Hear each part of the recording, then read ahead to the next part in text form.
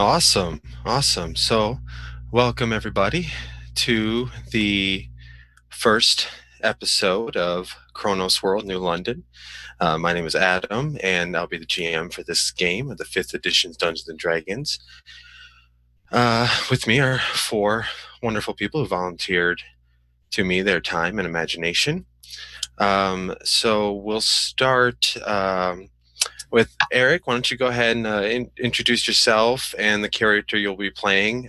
We'll leave the descriptions until a little bit later on when your character is introduced.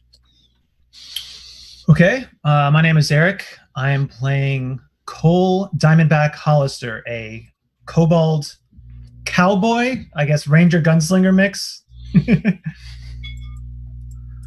Yeah. All right, perfect. Ashley? Hi, my character's name is Amari, and she is a Phoenix sorceress. Perfect. And then Cassius. Hello, I'm Cassius. I'm playing the Card Master, the trickster of the group, and the greatest. Perfect. And then Etrius. I'm Etrius. I am playing a Tabaxi Hexblade Warlock, also known as the Felis Silvestri in this world. Perfect. All right. Sorry if that was awkward. I just had it written down. I wanted to get through that part. So a bit of background to this setting. Chronos World is an entirely homebrew setting. Essentially, the year is about 2050. And 20 years ago, a calamity happened known as the Nexus of Realities. It's basically a tear in space and time, which essentially scooped up and transported the world's greatest civilizations in their time era and dropped them to their present-day geography. So New London is a Victorian-era city with advanced technology due to the development of the steam engine and unconventional metalworking. Only the dense inner part of New London was transported through the Nexus, leaving the outer edges torn and roads and rails leading to the untamed forest of the surrounding British Isles. The Nexus really didn't discriminate. It pulled creatures and people from all known and unknown realities and combined them into one. So that should make this interesting. All right. So essentially, I suppose we can just kind of dive in. You guys are all on. We're using Roll20 for this game here. And so let's see. All right, perfect. Any questions so far? Any shout outs? Any mean words? No. Right, appreciate that. Then the Thank you. burn out, then the fade away. All right, so to get it started, miles and miles of forests, plains, and mountainous ranges stretch from the center point of our beginning. New London, a Victorian metropolis dropped in the center of the seemingly uninhabited land, sticks out in the landscape. Tall brick smokestacks spew dark clouds of emission, and several copper and bronze towers stretch upwards, glistening like a golden spire of civilization. The city is built almost like an anthill. The lower sections are the poorer residences, often referred to as the slums or the lower ward. And that is where we find our characters. For your own ambitions, schemes, and goals, you've made your way to the eastern section of the lower ward, roughly 10 o'clock in the morning, gray, cloudy Tuesday, we'll say. You make your way through the narrow streets lined with tall homes. You see people of every shape and size and color. Humans, dwarves, and orcish folk live a decidedly peaceful existence. The smell of this region is heavy with refuse, filth, and charred coal. Attached to most of these homes are pipes and ducts that intertwine through different sections, providing a shared heat with small wind turbines at the tops of the chimneys that rotate without end. You individually make your way to a large two-story building, unattached to any other structure. In front of this building is a courtyard, about 20 by 20 yards. In the center is a gray, dark pillar that supports a bronze-colored clock. The inner mechanisms and gearworks are visible, and each direction hosts a clock face. The large building has no discernible markings on it. Similar ducts and conduits wrap around the building along with a windmill above the chimney. Several windows on every side of the boarded up, and the doors look like a piece of scrap wood braced with metal rivets. So you've all been given essentially individual little things that I sent you all. I hope you've read them. Yep. So let's see here. We're going to start essentially with Saxon. As you approach this building, you see two men sitting on the steps that lead up to it. As you approach, you see one of the men stand up. He turns and he just walks into the building, pushing open this door, closing it behind him. The other man stands up and awaits your approach. And he looks at you and he kind of smiles crookedly. Who are you then? Well, I'm Saxon Rowe. Nice to meet you. If you say so, what can I help you with? I'm here on behalf of the Harpy's Nest. Oh, right. Well, I believe everybody's waiting for you inside then, right this way. And he walks up the stairs, turns and holds open the door, kind of a half-assed gesture inward. Yeah. Follow in. All right, perfect. So as you step inside in this door, describe Saxon Rowe. What would one see at first glance when they look at him? Well, you see a young black male of 5'7", nice blue eyes, long white hair, shaved on both sides, but it's got black peach fuzz on his chin. He wears a trench coat, which is sleeveless, but has a hood on it. On the back, you see a red King of Hearts. That's what you see. All right, perfect.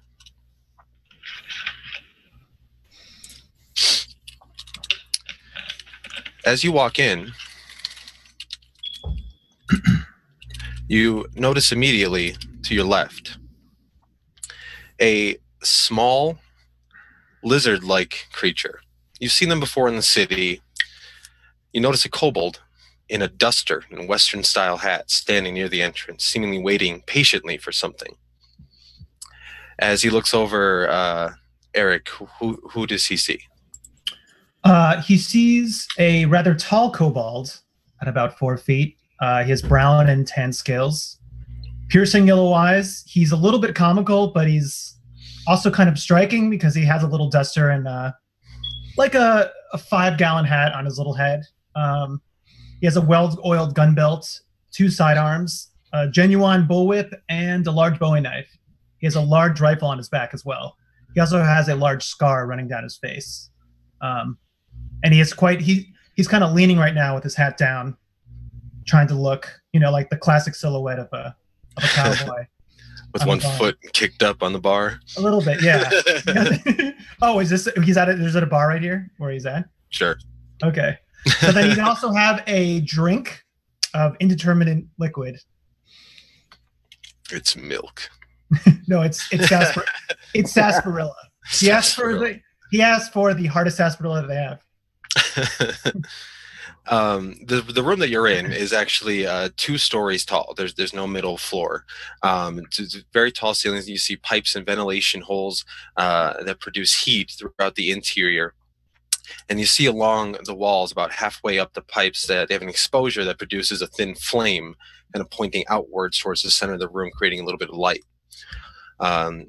Saxon, you're escorted to the front of the room, and I'm going to go ahead and move you guys, and then I'll join you. All right, so Cole, you should be about right here. It's all black for me. Oh, I guess you haven't put the token on. Nope. It's black. Yep, it's black for you. And it will probably be black for Shadow as well. All right, perfect. Saxon, as you're brought up, I guess I don't know how to throw you guys in there without it being awkward. As you're brought up, you see before you a chair. There's the throne of some sort seemingly rests upon an assortment of rugs and carpets. Draped over this metal chair made of tubes and scraps are leathers and fabrics, giving an almost Lord of the Peasants feel. Looking around the room, you see several other individuals, some sporting bowler hats, some with goggles resting above their brow with soot-stained outlines. They all seem to have a weapon at their side, some a holstered firearm, some blades. One man in particular is spinning a large club with spikes hammered through one end. Sitting upon the chair is a person with a large hood drawn. You see humanoid hands extending out a dirty gray duster. Leaning up against the chair is a long rifle, the barrel being the only visible part. His hood lifts a bit, and you see it staring at you, Saxon. Greetings, Mr. Rowe. I thank you for visiting my humble abode. Wow, you really need some energy. Like, got gifts. You just Dark Lord feel to you. Pardon my abode, if you will. I have to keep the presence. No one around here can feel like I'm doing more well than they are, of course. Would you like a drink? Yeah, I could go for something. Yeah. And he kind of lifts his hand and just waves over, and you see a very thin woman with shoulder length, curly blonde hair walk over, and she has a tray with just one drink on it. It's some sort of clear liquid with ice, and she holds it out towards you. I pick it up, shake the glass, sniff a little bit. It's basically straight vodka. One gulp. The man in the chair kind of giggles a little bit. I have called you here today, Mr. Rowe, to explain how your business is going to operate henceforth. Oh, really? Yes. You see, the Harpy's Nest is a profitable business. And seeing as how we give so much back to this community, it's only fair that some of the profit is shared with those who contribute to the well-being and safety of the establishment. See, the thing is, it's not more for me to decide. I'm just the middleman. And if it was my madam, she probably would have tried to kill you by now. So, no. Nice doing business with you. Your mistress, Darcy. Elvin, yes? Yes. So, tell me, do you know how long an elf can live? a long time, sadly. Wouldn't you care to see her ripen into a wrinkled old pimp? No, she pays me well, so no. Well, we're not done here yet. Really? Bring him here. Cole, you feel two large hands press on your shoulders. As you look up, two very muscular individuals start pushing you a little bit forward. Whoa. Towards the middle of the room a little bit. Nice to meet you too. Hello. Usually I like to shake first, but okay, that's how you do things here. By the way, did I hear the conversation with Saxon? You did. All right. So I know that there's a shakedown going down, right? Yes, essentially. Okay. Let's see here. It's still black to me, by the way, the screen.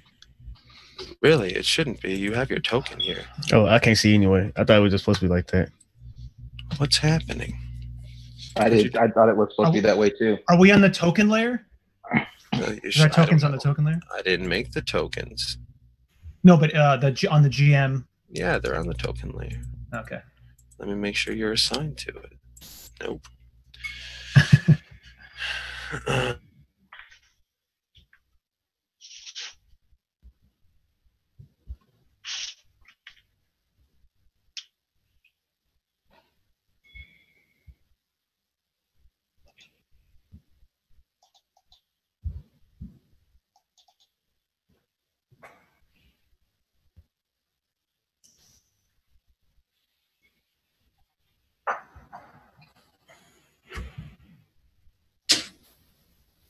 I got you. It's playing for me. Yeah, I can see it.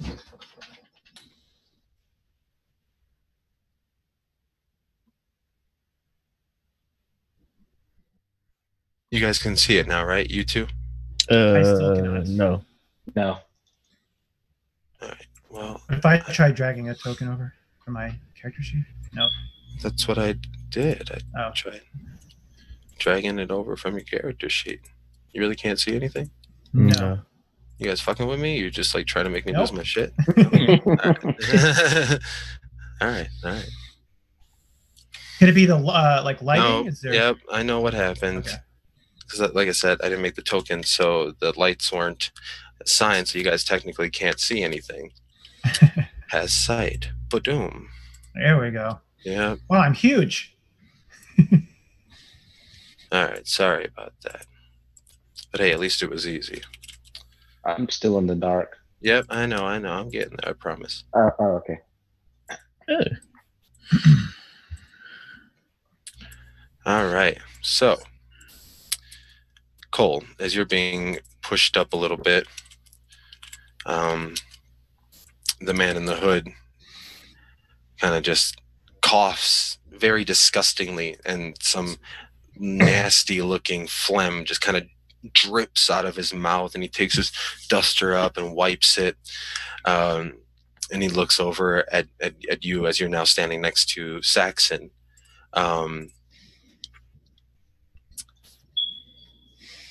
Now, I was told that you are here for some... What is it you're here for? Well, I need some parts for guns and to make better guns. So I heard you were the man with all of the materials. Yes, it's very funny, I know. Of course it is. Tell me, what does a gecko need with a gun? A what? Gecko. Lizard. I don't see. Is there a gecko here? Where's? You should really get that fixed. They can really be a nuisance. You hear around the room, there are other people that are standing there kind of start chuckling and shifting their weight a little bit.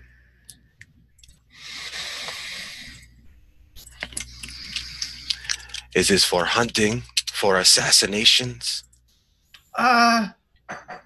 Yes, hunting sometimes. Also, justice.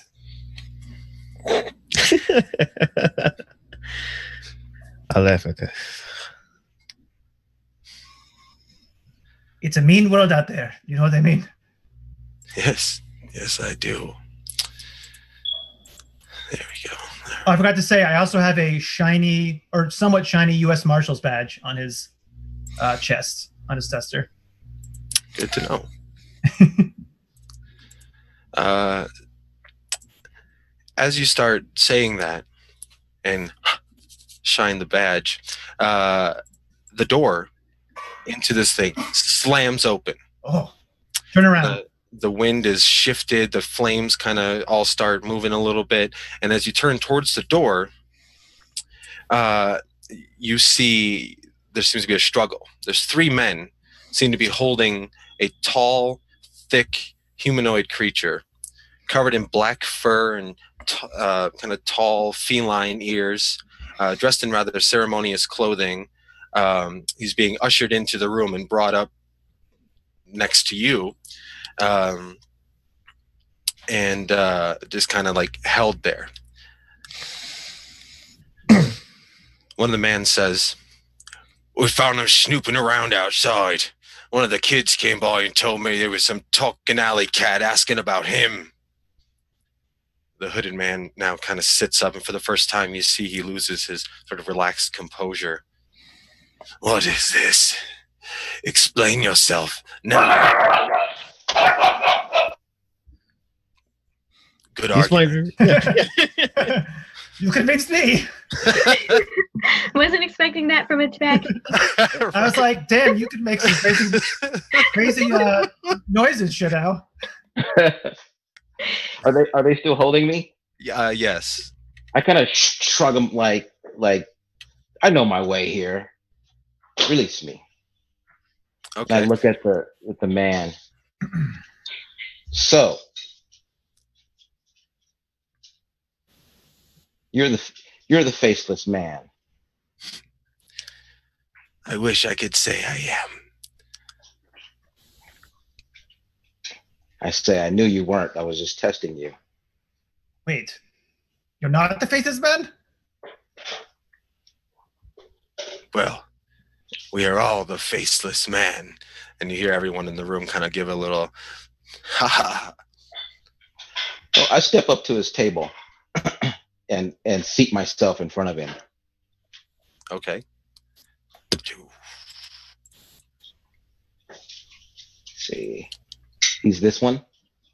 Correct. Okay.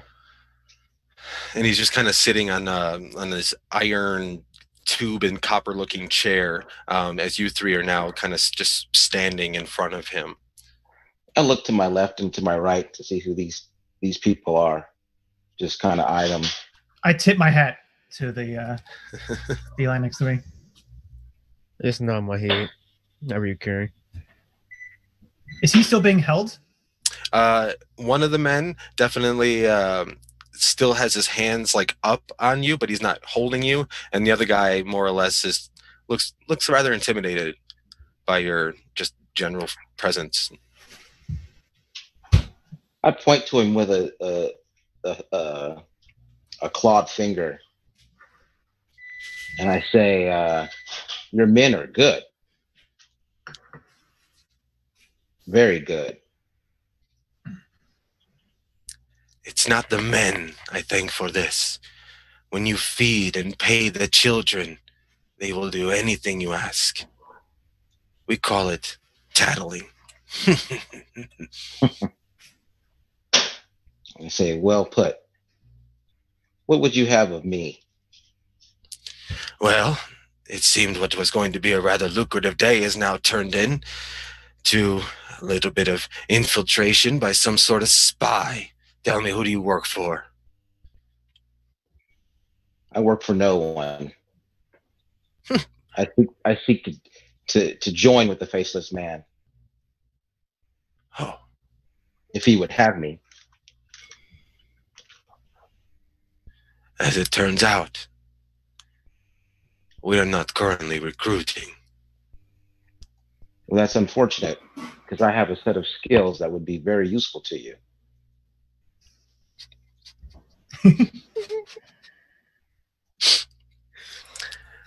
I apologize, but we do not currently keep kitty litters on the premises.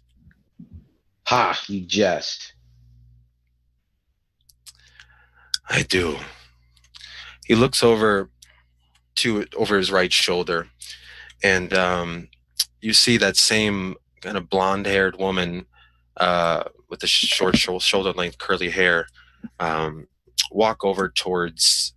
You see some sort of compressor or furnace of some sort, and attached to the front of it you see one pole that comes out, and resting on it is this box, and on the box you see recognizable couple buttons and a big lever. And she just kind of stands there and turns around and faces the man in the chair, not you, and he turns back to the three of you. I have no time to deal with lizards with dreams, catmen prowling, and you, he looks at you, Saxon, Smiling. ignorant businessmen do not do well here. I've been doing quite well. If you think I'm lying, you want to bet on it? Yes, I will. Good. He Okay. raises his hand and he kind of goes like this. And really, before anything can happen, you see the floor underneath you just completely drop down. The three of you now just fall about, oops, say about 10 feet. You don't take any damage, but you're now in a very dark area. As you go into the area, it looks to be a large room, basement right underneath this, and you can look up and see the door is still open about 10 feet above you. And you start hearing some grinding, metal on metal, stone on stone, and the wood creaking as the door begins to start lifting itself back up. Let me see. Is there like hinges or anything? There are two very large round hinges on one side that allow the door to drop, and it's pulling it back up. Okay, can I pull out my musket and shoot one of the hinges? You can. I'd say it would be a disadvantage. All right, that's fine. Go ahead and make an attack roll with your musket. Which I call judgment at disadvantage. There we go.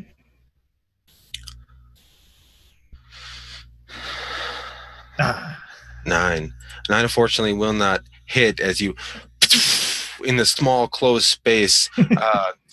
Saxon and Shadow, you guys are instantly, your ears just ring as this big bright light just explodes from the end of his musket.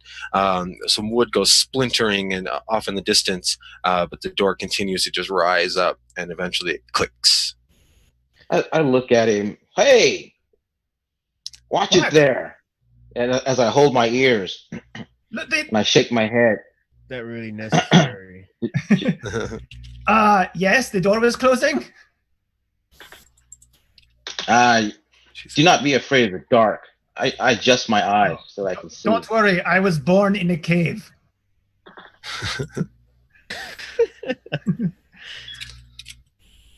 All right. It's not a fear of the dark, it's fear of being stuck in this asshole's dungeon.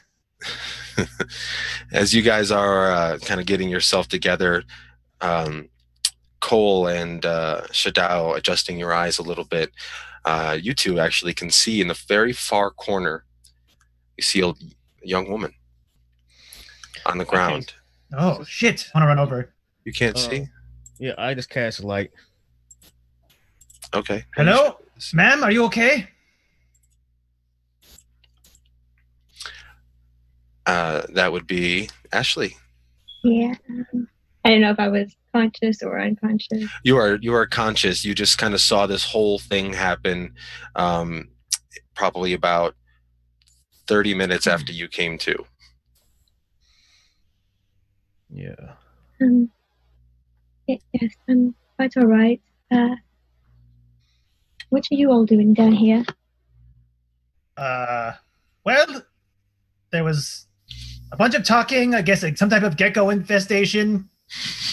And then this butthole pulled a lever and we fell down into here. So that pretty much sums it up. So, I examine the wall over here. yeah, while all that's going on, I pull out a card and it start glowing. It's a playing card. And just cast light on it.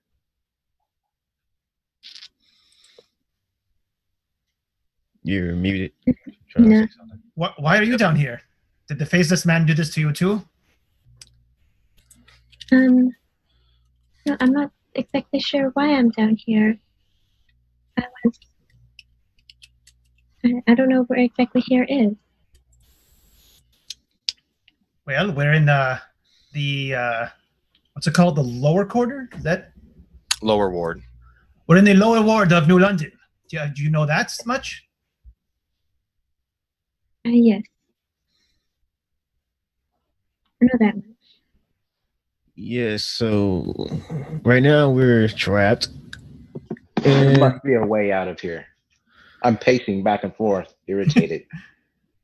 you need to relax, my friend. Everything's going to work out sooner or later. Is she on the ground or is she standing? Currently, go ahead. I was going to stand up. All right. I offer you my hand, but I'm very short. Well, I mean, she's 5'3". I'm like 3'9", so. Oh, never mind. Okay, so child. Does she look like a child, or? She doesn't look much. She's not a child, or she doesn't look much like a child. She's short, but has that mature look to her face. Okay. So can we? Is there any tracks on the ground or anything, or? There might be. Go ahead and make a survival check. Okay then. And I roll advantage when I'm underground. Survival. That's true. You do. Survival.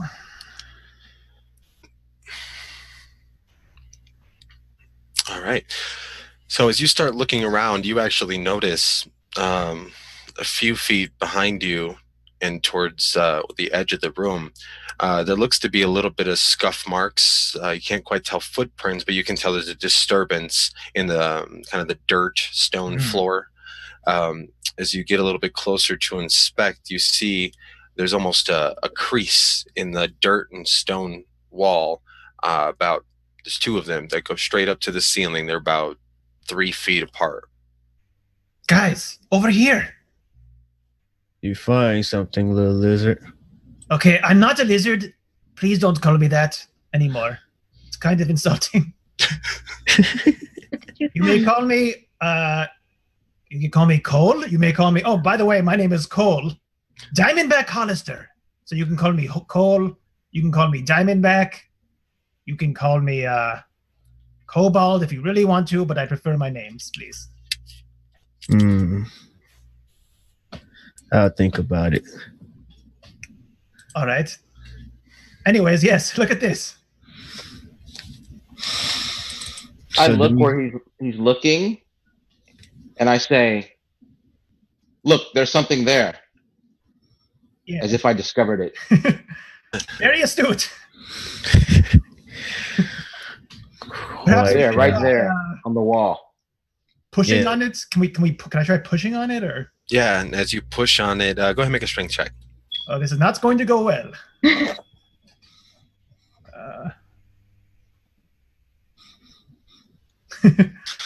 Like red. Yeah, you're just pushing on it. Your feet are kind of skidding as you're trying to push into it. Nothing's happening.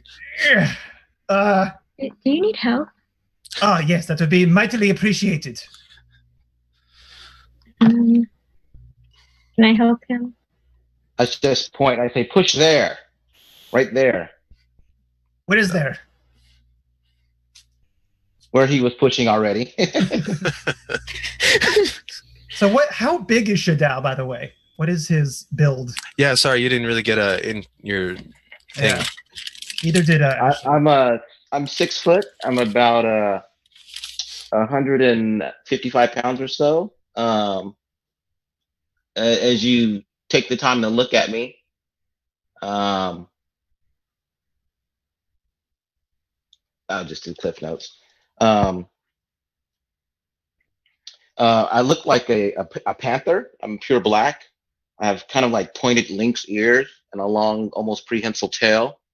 You can see I'm actually wearing armor, and my eyes kind of glow a greenish glow in the darkness. I have a saber, cutlass on my back, but other than that, everything else is pretty nondescript. How common are tabaxi? I am wearing. Tabaxi are not very common. They're definitely something that arrived after the Nexus.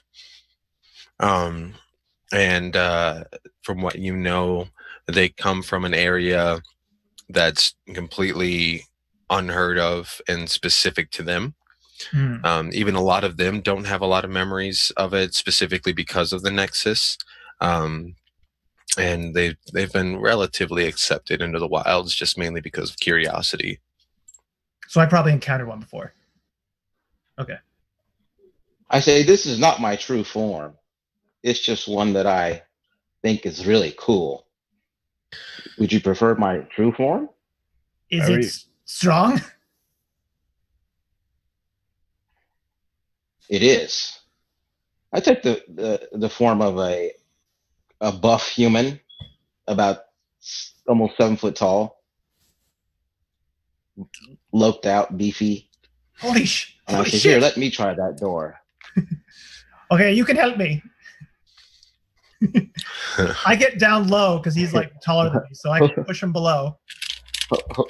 Hopefully, this is gonna. I'm just watching in amusement. I roll up my sleeves. Well, let's do this. If there ever was a chance. Oh, wait, hold on. My grip slipped. Hold on, I got this.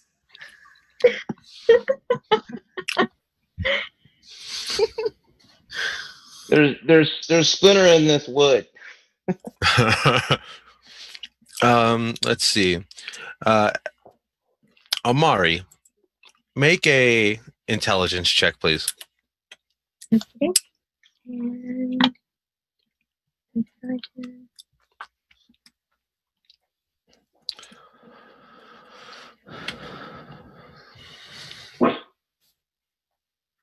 Not bad. So as Shadao and Cole are pushing very, very heavily, breaking a sweat, kicking up dust, apparently getting nowhere. You're just kind of expecting the door and more or less realize that there's a seam at the bottom, and it just looks almost more like the door would open upwards. Yeah, guys, instead of trying pushing forward, try pushing upward. What? Try. I say, hey, I think we should pull. I say exactly what she just said, like right behind her. Like, oh yeah, we should raise the bottom here. Raise the bottom. Okay, you can take the others' ideas, but you are not taking mine. So. Okay. What idea? Give me a second. And I shake my arms and then I go down to try to open it from the bottom. You're pretty tired. You've been pushing for a little bit. So as you get down to the bottom, you really can't get your fingers underneath where you would be able to lift anything. It seems to almost sink down into the dirt air, maybe an inch or so. Okay. I was working out earlier, so I'm a little sore still, so maybe somebody else should try. I can give it a try. Probably won't go nowhere. Let's see. I loosened it for you. Right. All right, go ahead and make a strength check if you'd like. All right. I'll probably use luck on this. So, yeah, only thing it worked. You would look. And Amari, help lift it.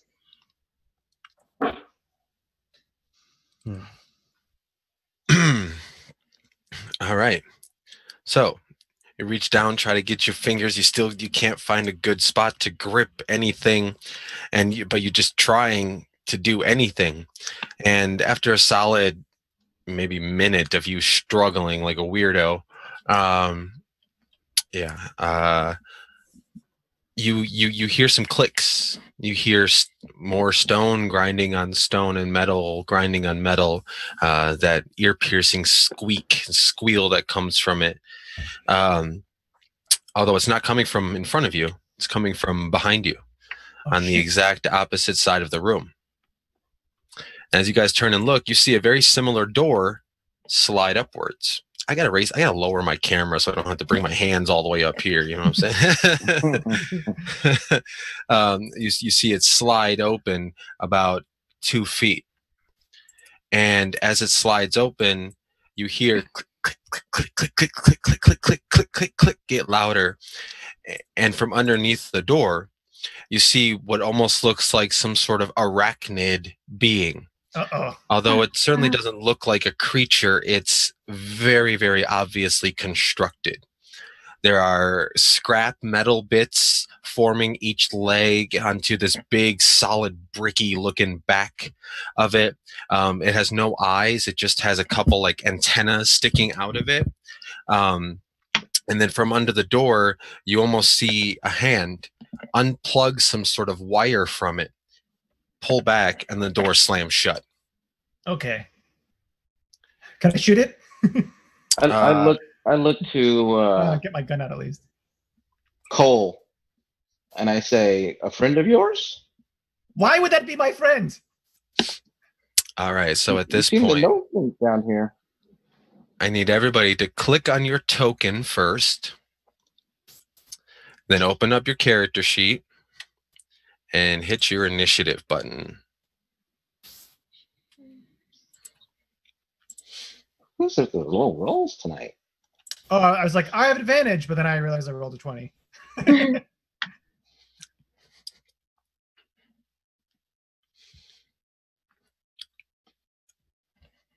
Did you not? Now click your token. You didn't click your token. Oh, I clicked my token. I used the macro. Don't do that. Use a character sheet. Mhm. There's got to be some sort of scripting in it that brings it to the turn order thing. If you, Yeah. I don't know how to do it. Oh, Nice okay. Or the same thing. Yeah, what the crap thing. is that? Just wasted My- both your 20s. All right, so top of the round, Cole. Your first instinct is to pull out a weapon and fire. What do you want to do? I guess that would be. I mean, does it look? I'm assuming it looks pretty threatening, right? It has weapons on it, or. It's about 3 feet tall and maybe 5 feet wide. Standing up on 6 or 8 legs. You can't quite tell from here. And it's just you can hear the moving gears and little bits of steam pss, pss, Yeah. as it stands there. It definitely looks malicious, but at the moment it hasn't moved. Well, in this situation, since we were, dropped into this basement, I'm going to assume it's hostile. So yes, I'm going to shoot it with judgment. Judgment is come, and I have advantage right now On attacks? on the first round of attacks. Oh. If somebody hasn't acted yet, Ranger.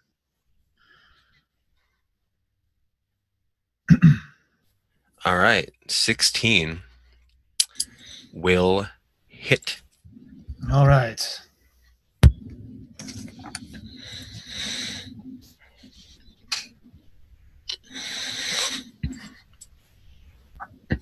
Boom shakalaka.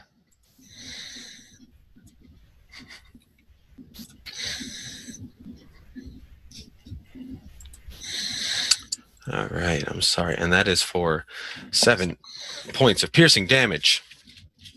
First damage of the game, people. Right. You missed the door, but you hit the spider. So that's good. That's good. First damage of the game. I'm excited. You excited? Let's all be excited. Very All right. exciting.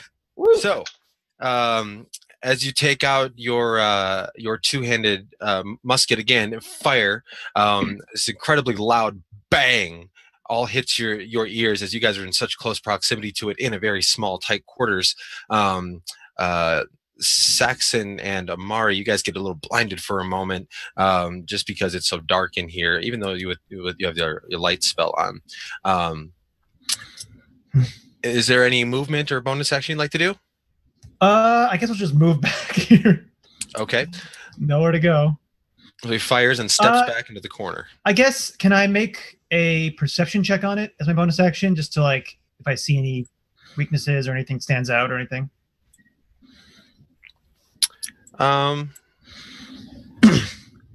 Sure.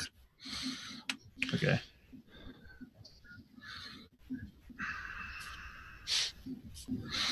$19. All right. So as you can see, your shot that you connected hit one of its legs, and it sort of teetered a little bit. You can tell that it's very balanced, and if one of its legs were to fall, it may render it immobile or do something else to it. And as you try and look a little bit closer, you can see that at the ends of its legs, they're not paws or pads. They're filed down to a very, very sharp metal point. So I'm going to yell out, "Go for its legs! They're pointy!" All right. Saxon, as this gun blast goes off and you hear Cole yell, "Go for its legs! They're pointy." What would your action like to be? Well, I just walk up all calmly, unstressed, till I can see it. I'm going to attack. And I throw a card at it. Okay. I use luck. Yeah, I got the lucky feat, so I got 3 points of luck. I'm going to use it.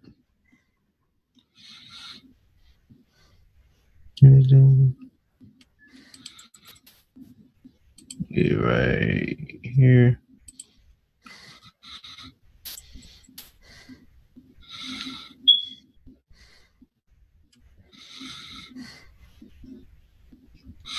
So, do I just roll again, or? Yeah, you just roll it again.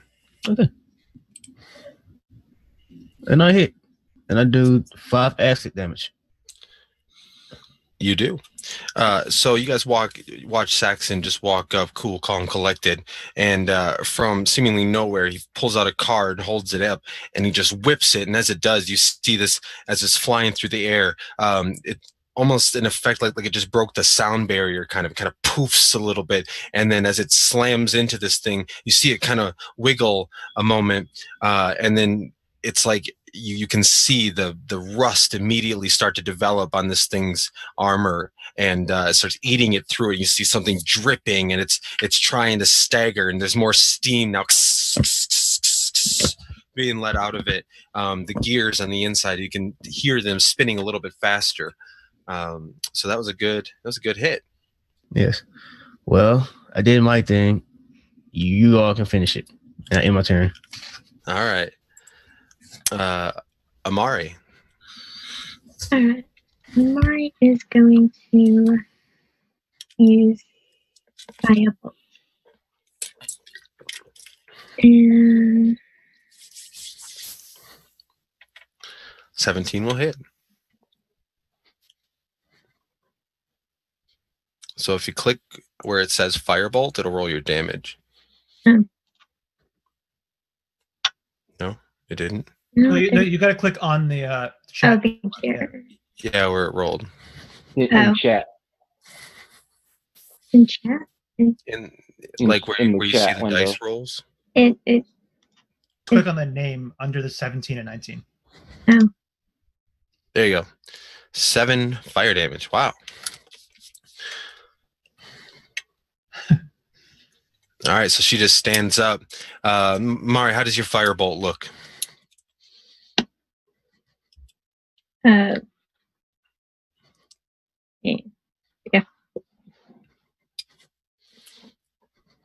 Ball of fire. I'm not very creative tonight. She kind of just like kind of turns to the side, points her hand out, and like releases just like this ball of fire straight at it, trying to kind of aim better, and then so it's kind of darker.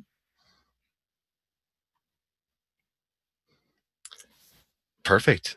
And as it flies through the air, Saxon, you can hear this bzzz, and see it fly right past your head as it aims downwards, slamming into this thing. You see this very, very small, what almost looks like a nuclear detonation, like a small mushroom cloud just from its shoulder. And you can see its legs are looking, you can hear the squeaking now, like something's loose on it. It still hasn't been able to move. However, now it can. At this point, it just immediately takes off, moving at an incredible speed.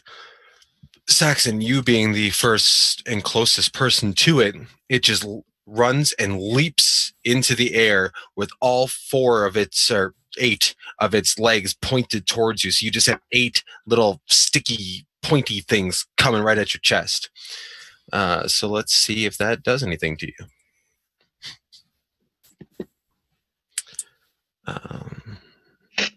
Don't you mean 7 pointy things? No, he's still got all his legs. Oh, okay.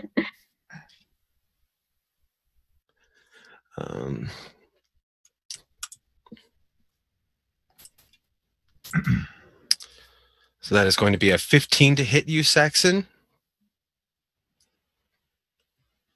I'm sorry, I didn't hear that. I still can't hear you. Is that a hit?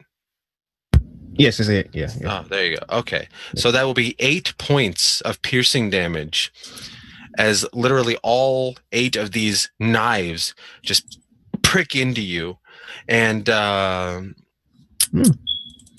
say due to its weight, go ahead and make a athletics check.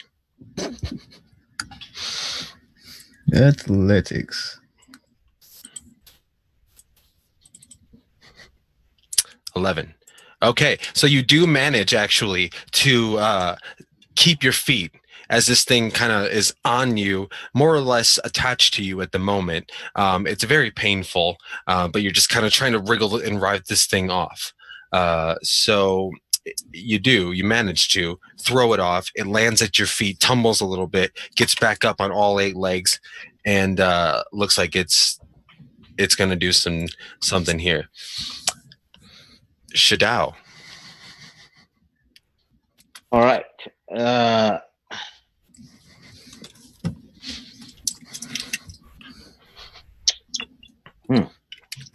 Easy. I say to Saxon, duck, and I will attempt to jinx him, the creature. That's Hex. Oh, you place a curse. Okay. And I'll make his strength his disadvantage stat. Sure. I'll move up as I blast him with this dark bolt of energy.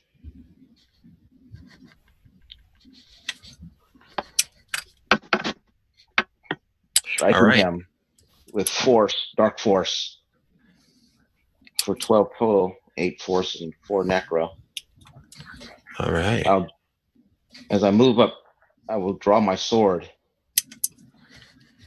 You said we are doing the flanking thing? Yes. All right, I'll move behind him, sword in hand, shield at the ready. Okay. And I will be done. Perfect. Cool. So are we playing with cover at all? Yeah. Okay. So I will run. 3, 4. Cover from allies and such? Well, That's what you were asking. The AC bonus, right? So. No, I've actually never have done that, so you don't have to do that. I mean, it's basically just like it's like a quarter cover or whatever. Right, just 3/4. Or but half, no, it's half cover if they're Okay. I just figure you guys aren't trying to hit each other. Magic will hit you though. All right. Well, anyways, I was gonna say, I told you to watch the pointy things, and then it's gonna still use judgment, and my pack tactics are kicking in. So, oops. I want to aim for one of the other legs. Okay, so are you trying to do a called shot? Is that a thing? Well, Kinda? no. Like if you try to do a called shot, you can it'd be a disadvantage, but it'll have an effect other than just damage. Okay. So if you're trying to go for one of its legs specifically to remove it, it would be a disadvantage shot. But if you hit, it has higher potential of doing that. All right, no, it's fine. I'll just keep my advantage. Yeah, not a problem. Booyakasha! Good. Kill it. I say, you've given your last breath. Wait, you don't breathe. You've given your last gear crank.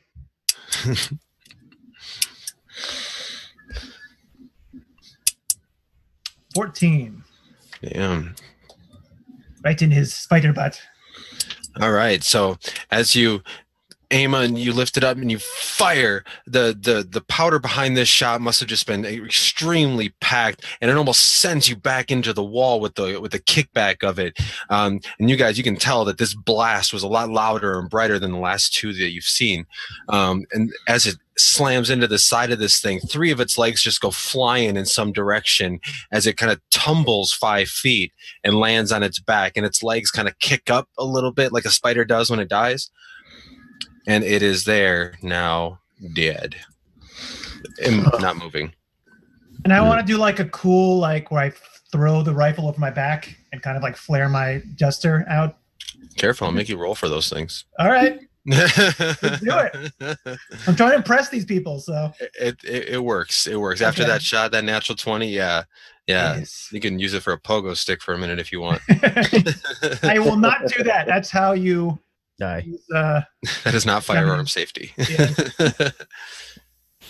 Perfect.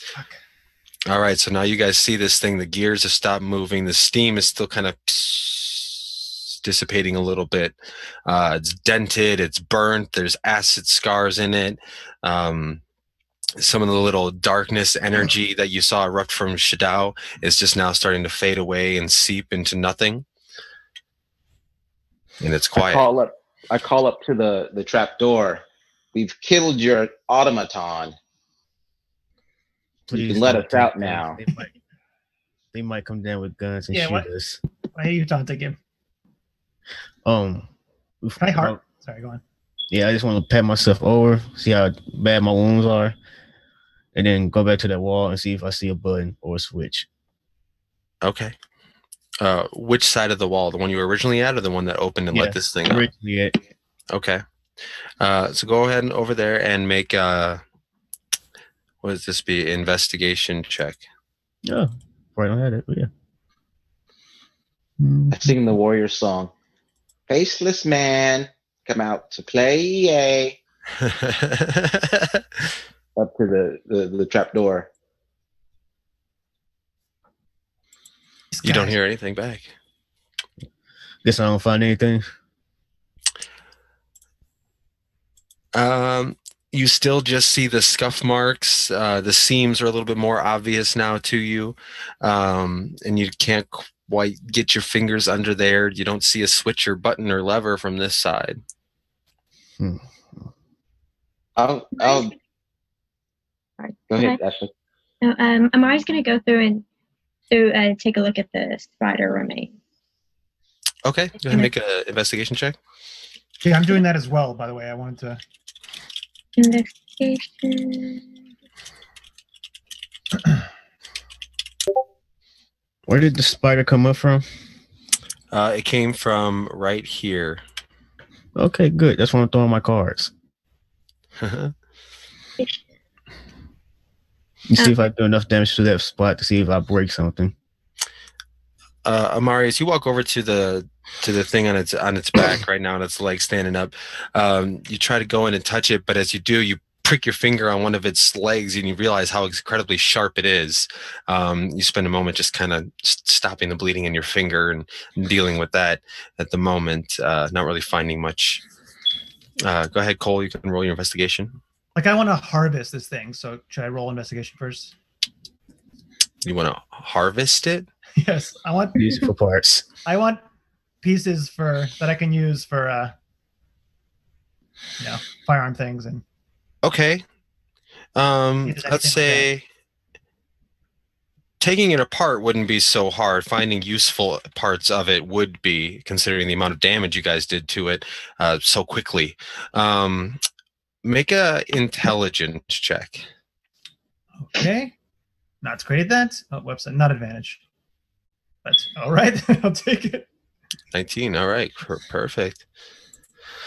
So as you walk over to it, you can see that the legs are all held in there by one sort of rod that allows it to move back and forth, and the rod is attached to some sort of ball mechanism that allows it to move in most angles. The legs themselves are pretty sturdy, but again, it is made out of rather cheap and scrap metal. And all of the legs are sharpened down to some sort of knife edge. And you probably wouldn't want to touch that. Might be useful. So can I take it apart? Yeah, absolutely.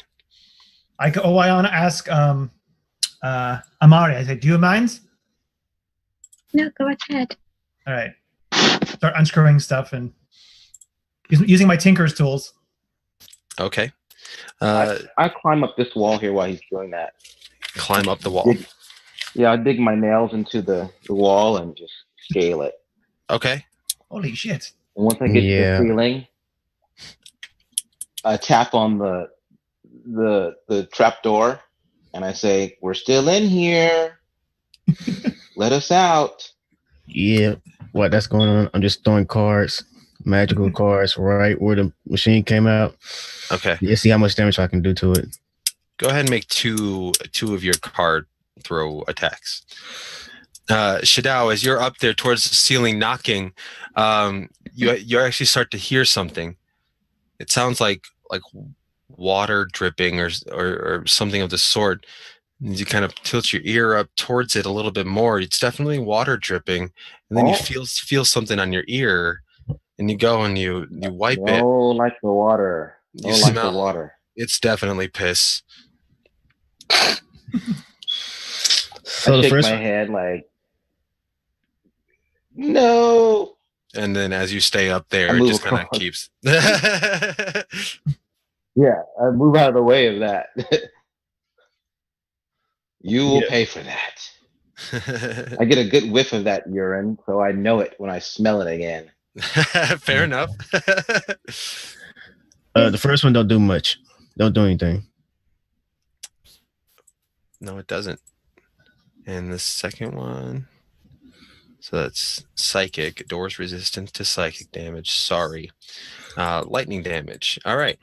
Not a lot happens. You see some stone kind of break off a little bit and pebble as it hits the ground.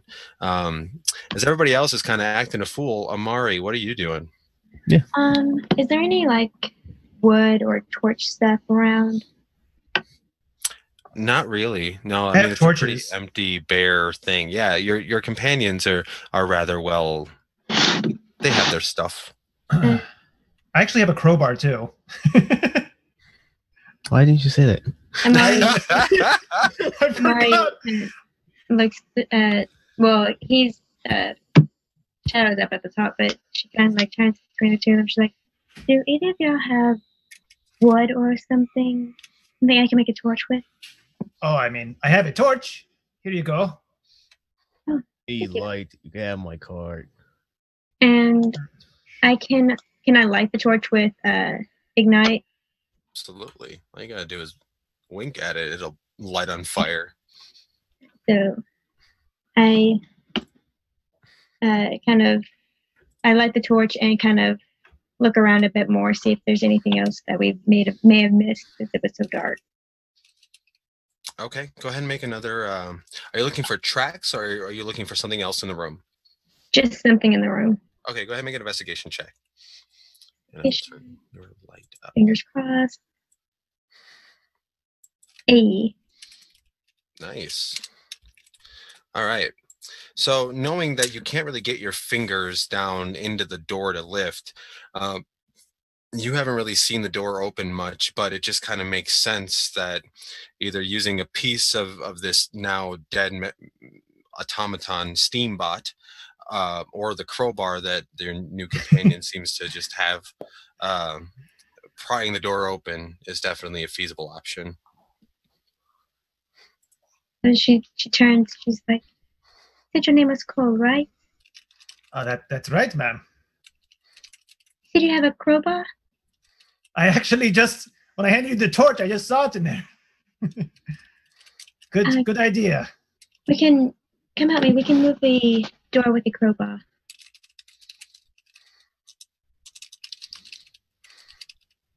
Do I need to make a strength check or something? Which one of you is holding the crowbar? Both of Right. us. Are we both going to use the crowbar? Sure. We have All little. right. We both have little hands, right? So Yeah. So whichever of you wants to roll, you can roll with advantage. You want to roll, or do you want me to roll? go for it. I don't know how well this is going to be. Okay, I'm at -1 strength, so I'm at -1 too, so.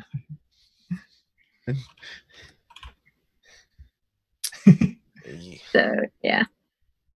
So I mean, it is just you get the crowbar in there, just wedged in there completely, and as Cole is like really trying to get it, and then you have Amari kind of pushing down with all of her strength, you realize that your legs are leaving the ground, and you're both just kind of hanging on this thing, and the door is just not shifting. Saxon, you're just throwing cards and throwing cards. You guys can I have hear not and been- see. Yeah. man, we hey, big cat man. I say, PP man, you're going to die. And has I to. move over there. All right. Yes. Hey, look, we found this crowbar somewhere. We'll hide it in his bag. Do you mind helping? Yes. Let me yeah. take a more suitable form. I take the form of a big, beefy orc. All right. We should probably talk about that at one point. But Can I just roll to see if I know what he's doing? yeah. Actually, I'll say you can roll an Arcana check. Thank you. Amari's going to step back. 11. Do I want to look at that? No, I'll just leave it at 11. My 11. DC is 12. Yeah. It just looks like this. You have no idea what this thing is. It might be a doppelganger, maybe a shapeshifter. It might not even be alive. I mean, it's pretty What I intimidating. do know Can I do an Arcana check? You could too. Go ahead, Cassius. Damn. I was gonna say, wherever he is, I just know he's annoying. Can I Yeah. ask him? I just want to ask him. Please. Hey, man. So what's the deal with this? You're a cat, then you're a.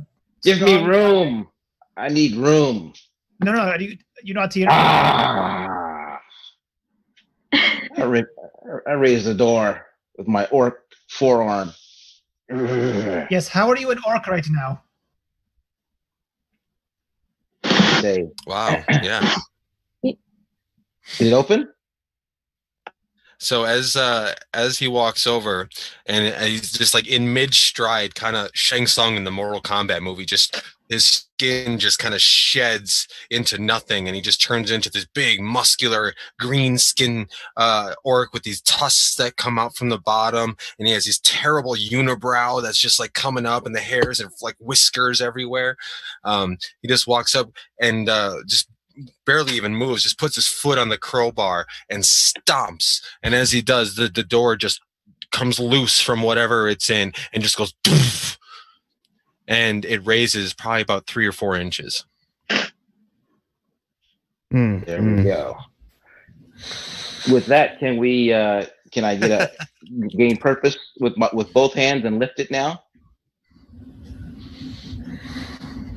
Yeah, you could. Yeah. Yeah, all right, I'll do that. Just get my hands up under it and say, ladies first. Actually, what do I see back there before I tell her ladies first?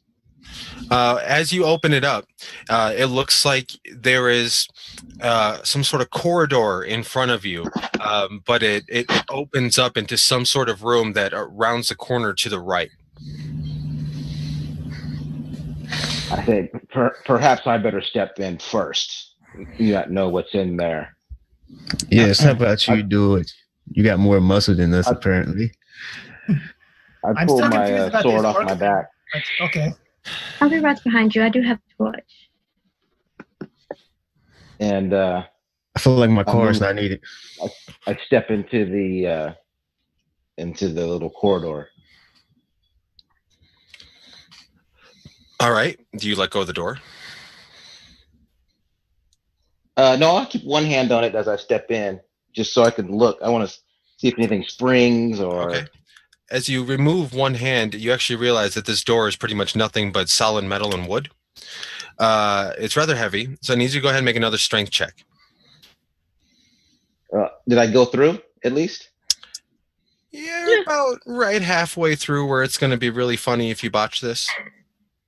Okay. But I use a luck on him to fail. 11.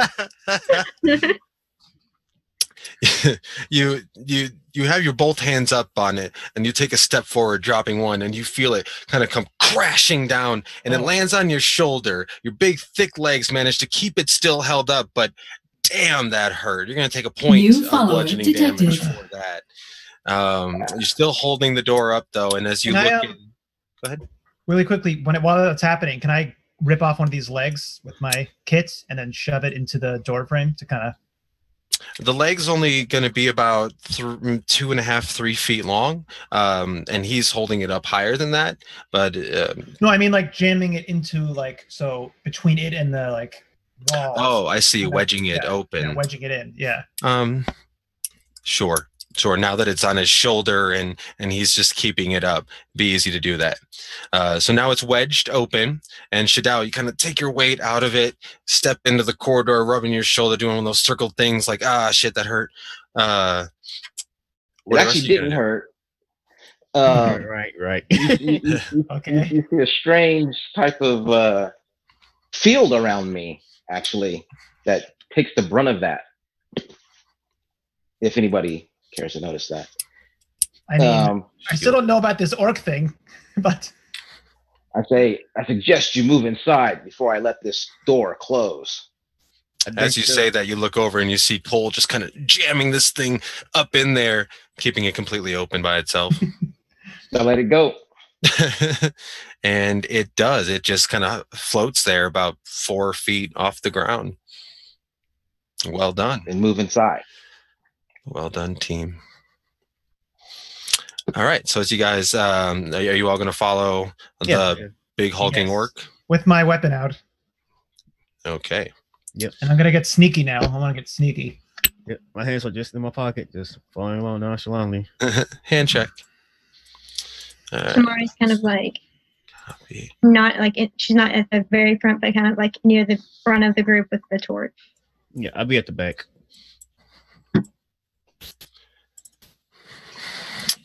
All right, so we have Shadao, Amari, Saxon, and Cole.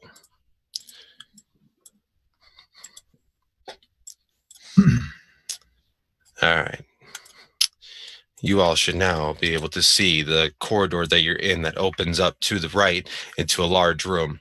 On the far side of this corridor, you see several boxes and crates stacked up, barrels stacked on top of each other. Some of them dust covered, some of them look brand spanking new. Most of them closed, and the ones that are open, you see there's hay kind of coming out of them, just kind of haphazardly with the tops removed. Move forward gingerly. Can I like throw up my hand to the people who have lights? I got a card if you want so it. I can switch. I know, but so I can like, I just want to sneak up to the corner and see what's going on before we. I can't put out my card. Well, That's what I'm saying. I give him like the stop signal, and then I make a little like sneaky symbol like this. I sneak up there. All right, so let's have, in fact, let's have everybody roll a stealth check, please. Oh, still. Even the people with the lights, the big lights. Yeah, from where you are, you're kind of around a wall. Sneaky. I'm not stealthy. Good stealth rolls. So Shadao and Cole, as you guys step up very sneaky, and Saxon's just kind of standing there, not making any noise. Amari, you're walking in, and you're holding the torch in your hand. You look over and you notice that it actually caught a bit of your robe on fire for a second. So you start, oh shit, ow, making quite a bit of noise. As Shadao and Cole, God, you guys' names just really does not roll off the tongue well. As you turn the corner, you see a rather large room, and on the far end of it, you see two large human-sized cages. No one's in them at the moment. Barrels and boxes along the wall, but in the center of the room is what catches your eye. It's glowing and pulsing. It looks like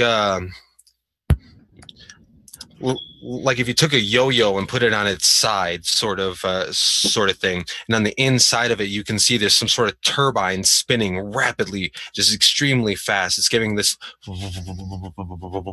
noise. You see on the outer edges of this thing that's spinning, there's like this blue sparks kind of coming off every now and then. This is some sort of generator of some sort. You see wires attached, going on the ground, attached to different parts of this thing, leading to a generator on the other side of this little wall that you're kind of hiding behind. In the center of the room, Shadao, you can see a human-looking woman, probably about 5.5 feet tall, dark red hair pulled very tightly up into a bun. She's wearing like a blacksmith's apron almost, with very, very thick gloves. And on the ground beside her, you see 2 more of these steambot things. One of them is active, and the other one's just kind of on the ground with his legs folded up like it's in packing mode. You do not seem to be seen at the moment. All right. I'll step back and motion to the party. Shh. Don't worry. I put up the number 2 and like make like a stabby motion, like somebody's gonna enemies. Shadao, the kobold looks at you and goes,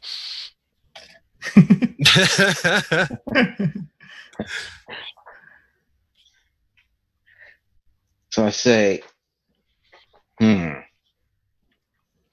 sure, why not? No, I meant there's 2 bad guys. You know, you could have said that, right? I have my rifle out behind him. Wait, do I got this one? This is all open area. And what is the light in here? Are these torches on the wall here? Oh, I'm sorry. There are wires stringing across the entire wall, and attached every 20 feet or so is a very low wattage light bulb, actually. You've seen several of these. They're not extremely mainstream. Like there's still a lot of torch and candlelight going on in the city, but there is harnessed electricity, and the filament has been invented. Is Amari human? Are you human, Amari? I'm human. So you both need light to see, right? Yes. Well, Amari still has her torch, so. I got my playing card. Right, you need some type of. Yeah. I think So we I should won't take out the light. Can Amari see the lady or no? No, you and Saxon can't really see anything in the room yet. You guys are still behind that wall. Did I get a good look at the hooded man upstairs? Not really. It was just a dark gray duster. He looked human just by his physiology, but the hood was up and very pulled down. All right, I will take the form of him as I saw him with his hood pulled down. I think everything went dark for me. Your token disappeared. Oh shit! My thing fell and deleted you. Oh, I disintegrated. All right, sorry. You good? Yeah. All right. I'll take the form of the hooded man. Okay. Oh, this is going to be funny. Does your clothes change, or just like your appearance? Everything. Did he have a cane? He had a cane, didn't he? He was sitting. You saw what looked like the barrel of a rifle next to him. All right, so my sword looks like that rifle. Okay. And I come out from around here, and before I leave, I say to these guys, "Watch this." Yeah, I say, I'm gonna watch. Smiley. And I hobble up. All right. How goes the progress? I say, I try it in his voice. Should I roll my deception? In a moment. Okay. I look at things like the work that she's doing as if I'm analyzing it. I'm sorry. Did you say something to her? I say, how goes the progress? I see. She looks up at you as she has a wrench in one hand and she's working on this big spinning thing that in the middle of the room. She looks up. Well, it would be going a lot faster if I would stop being interrupted. I just look around. What? Let me see the bottom. So there's a ladder over here. Yeah. Go ahead and make a perception check. Okay. Mari's gonna move down and kind of peek over the side. To Oh, whoops, watch that's him. persuasion. Sorry. Yes, you persuade her. So I have +3 instead of +2, so that's a 20. Sure, not a problem. So your perception, as you're looking around the room, you do absolutely see a ladder on the far side, bolted to the wall, going straight up to a very dark trap door. Over in the corner, you see a very large generator-looking thing with tubes about a foot in diameter rising from it and going into the wall, kind of disappearing behind it. There are two what look like turbine fans next to it, blowing air towards you. It's very warm air, and it has that smell. I don't know if you've ever been in like a metalworking shop, like where welding is happening. It has that very oily, metallic smell to it. Like a subway, kind of. Yeah, like a subway, except less urine. Yeah. Well, he is covered in urine. Oh yeah, you do smell urine. You smell just like a subway. So I walk around slowly, just analyzing. This is the generator thing, right? Right here. Yes. I'll look at it as if I'm looking at it. Okay. Is it chugging along like clanking and? It is actually. It's kind of vibrating, like it has this constant vibrating to it. You can't quite tell what it does. It doesn't seem to be any windows or portholes that look into it. It's completely.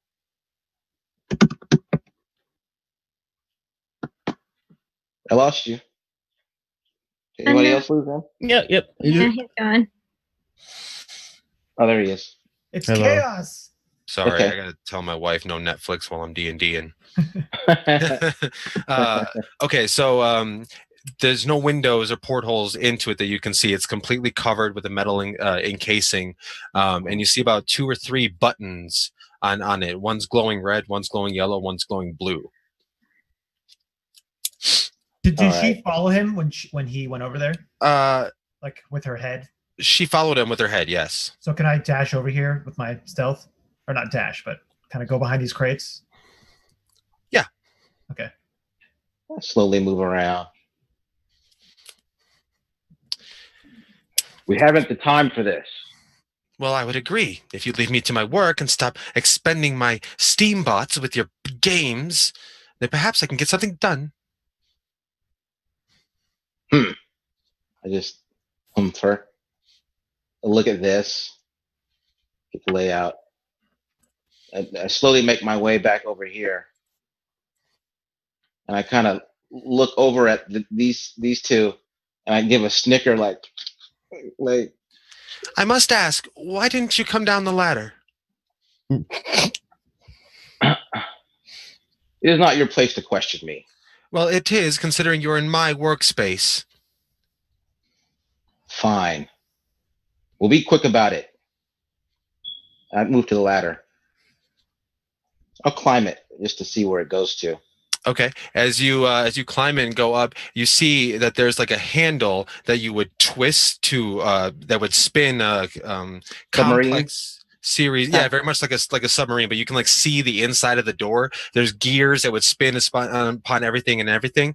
But at the very end of the handle, you see a slot for a key. Okay. And I do not have that key. You can't even fake that one. Nope. So I'm at the top. I say, "Blasted! Where is my key gone?" And I come back down. And I look around as if I dropped it on the ground as I was walking around. Make a deception check. Here it is. Yeah. 13. All right. So with that, I say we should take a little break. like 5-10 minutes, and we'll All come right. back and figure out if that worked well for you or not. Yeah. Does that work? All right. Yeah. Yeah. We'll meet back here, and it's 9:30 on my end, maybe 9:40. Does that work for everybody? Okay. All right, cool. See you then. All right. All right. All right. Chill.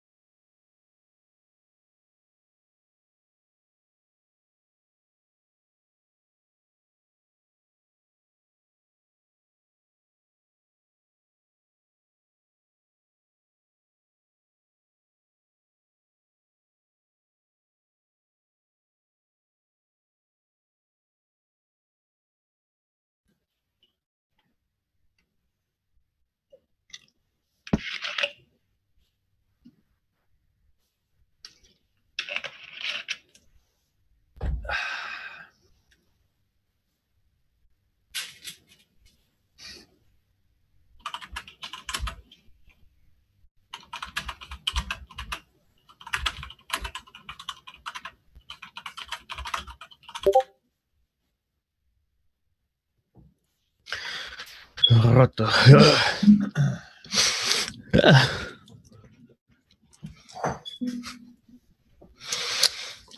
I have 9 hit points, guys. 9 hit points. And How much damage did you take? I took 8. Wait, I think I took 9. Yeah, I think so. Wait.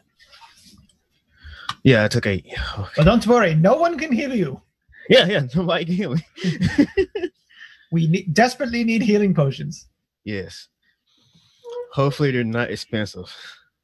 Next level, I'll have 20 good berries. So That sounds like it's gonna be good for me.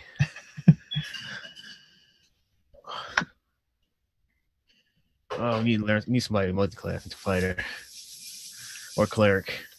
Like fighter? Yeah, 1 and 3. Oh, like a frontline fighter or something? Yeah.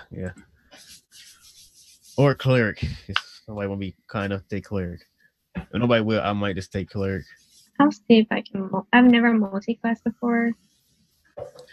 Oh, I can't take cleric. I don't have the wisdom for it.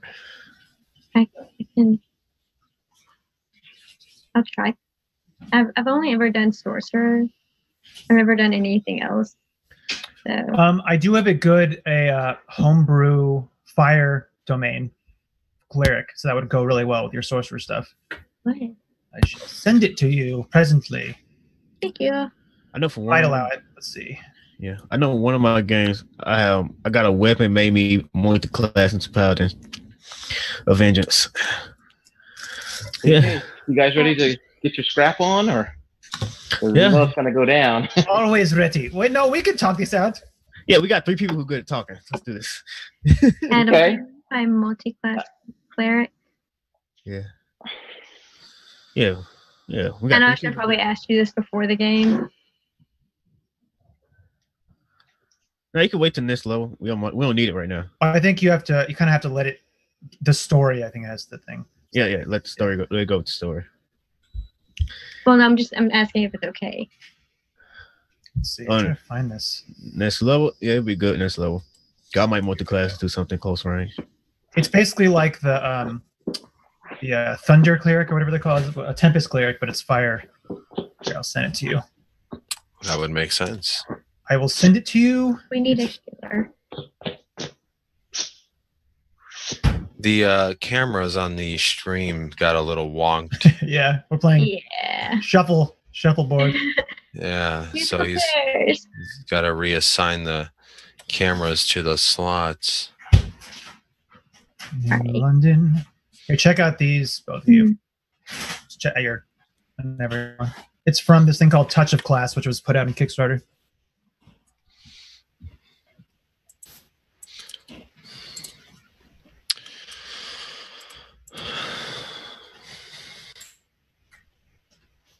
If you want to do that one, I just thought because it's the fire one that goes with your thing, but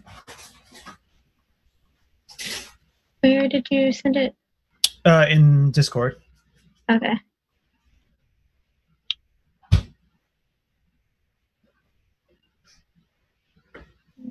Chili cheese dogs. I'll take a look at it later.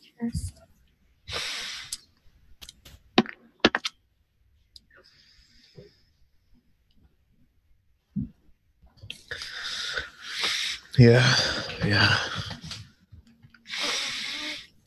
What will happen if I go Guard Master and Bard? We're multi-classing right there.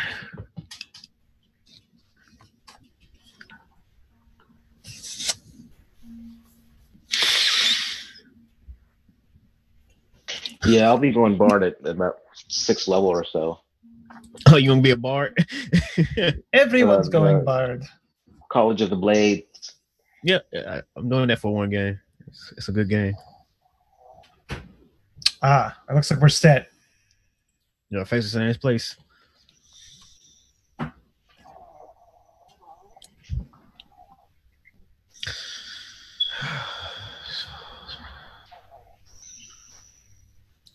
If you said anything, you're mute.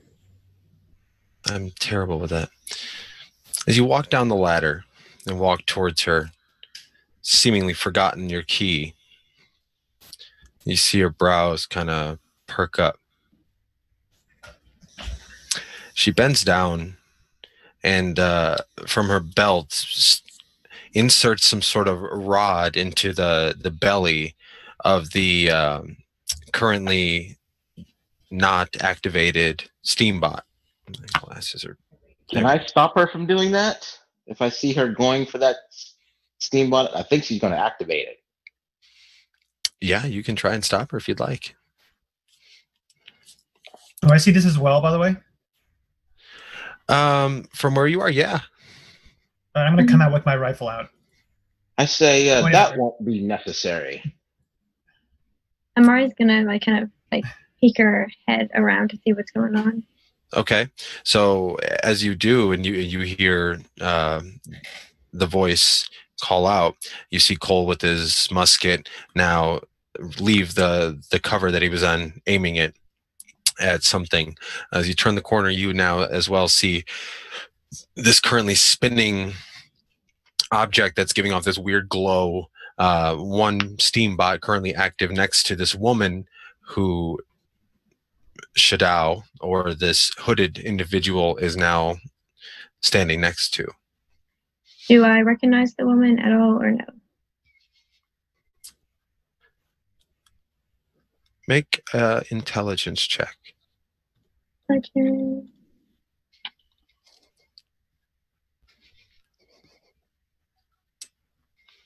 Mm.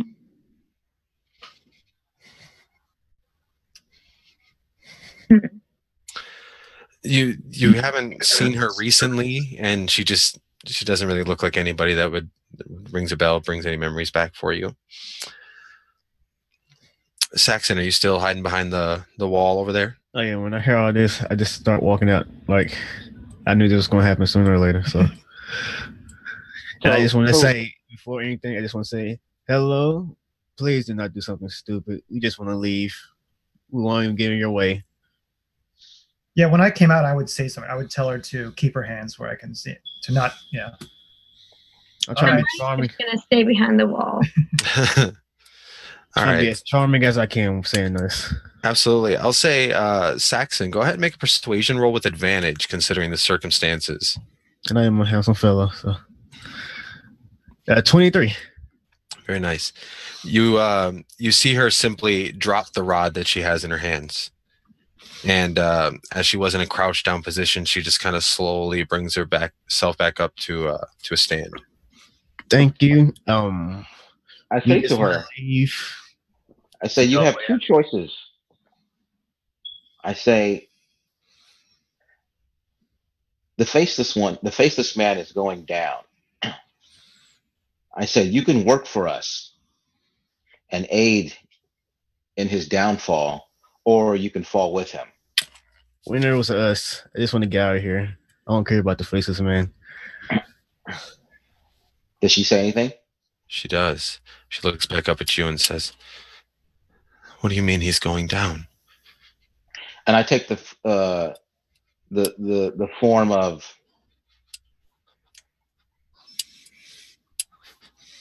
one of those brutes that was upstairs that had hands on me. Okay. I say,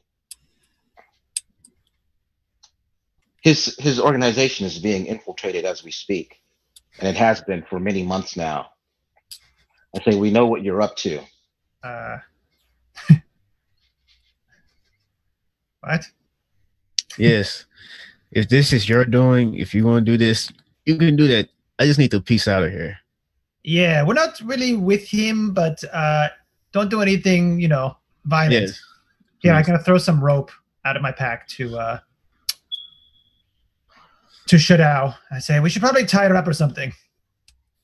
I say that won't be necessary. Amari's gonna right?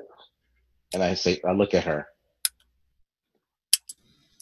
She just kind of stares for a moment. What are you doing, Amari?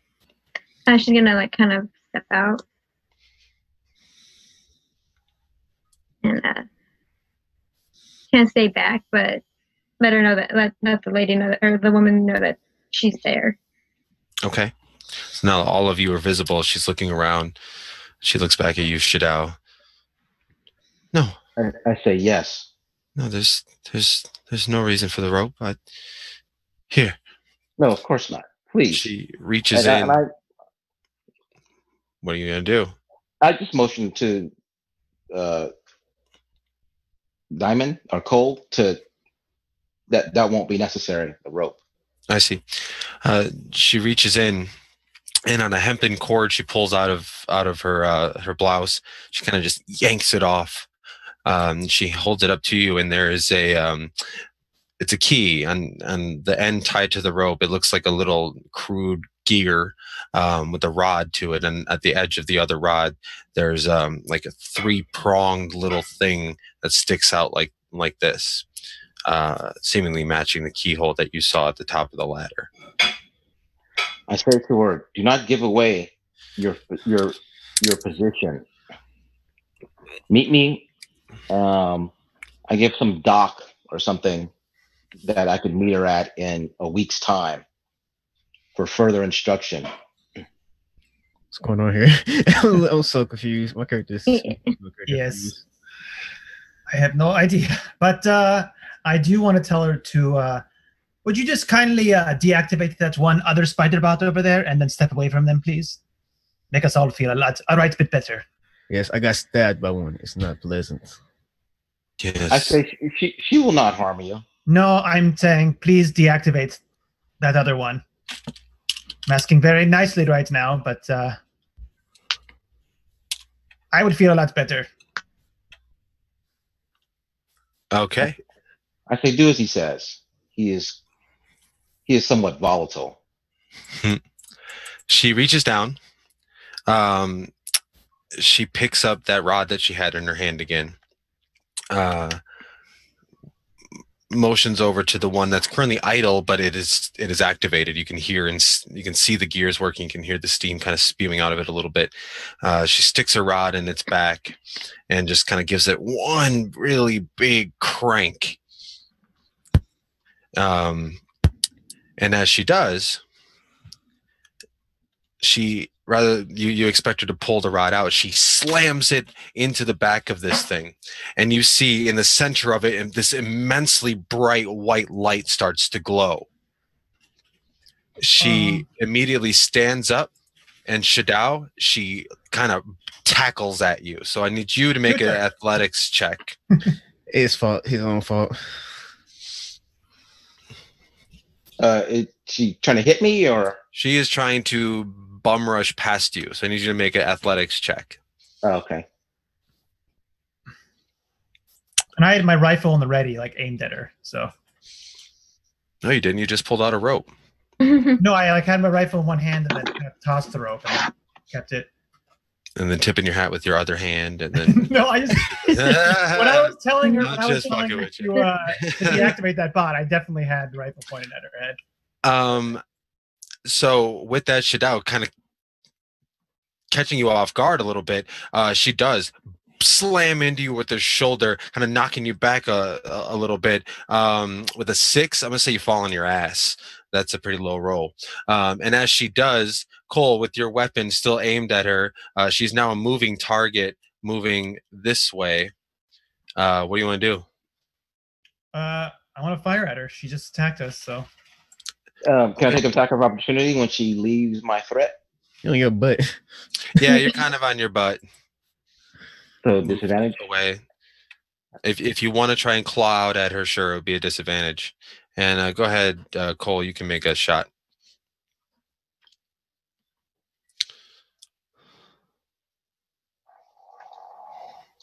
Damn, that'll hit. An 8 will not. +2 +2 because of the favorite enemy. Jesus. So how much damage you do? Oh, 15? 15, yeah. Is she alive? As she's running, Shadao kind of swipes out at her, missing her Achilles heel just by an inch. You can feel some of the leather from her shoe scrape off onto your nail.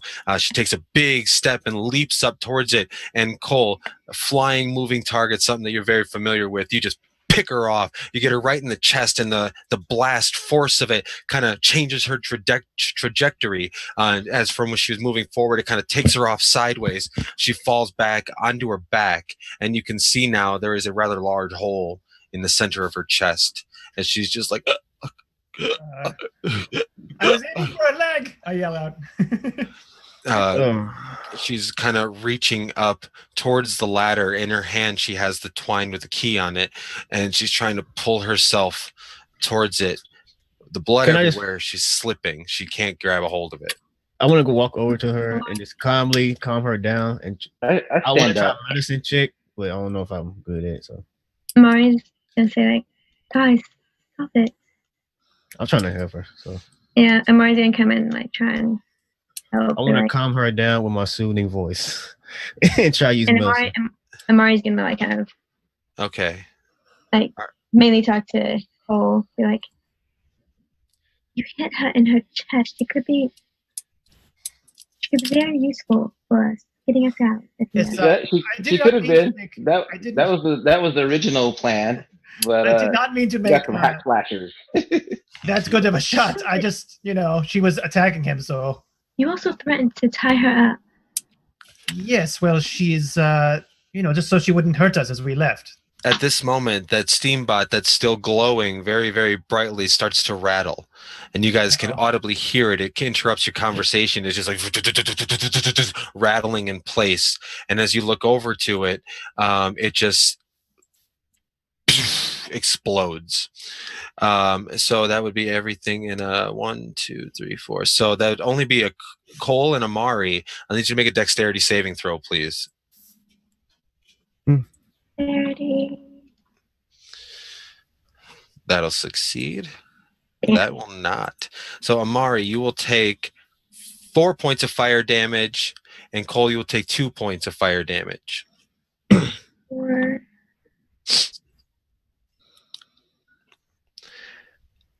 And Saxon, as this thing kind of takes you by surprise, you look over, and as you look down, you can see the color has now left her face. She's no longer twitching. Her arm is just outstretched with a bloody key in her hand.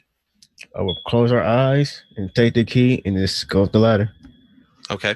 So as you reach the top of the ladder, you can see the 3 prongs where they fit. You shove it in, you twist it, grab the handle, and you start cranking. And you notice it's weird. Like you're cranking it very, very fastly, but you can see the gears in it only turning very, very slowly. At this point, Cole and Amara, you got burned pretty bad. Ironically,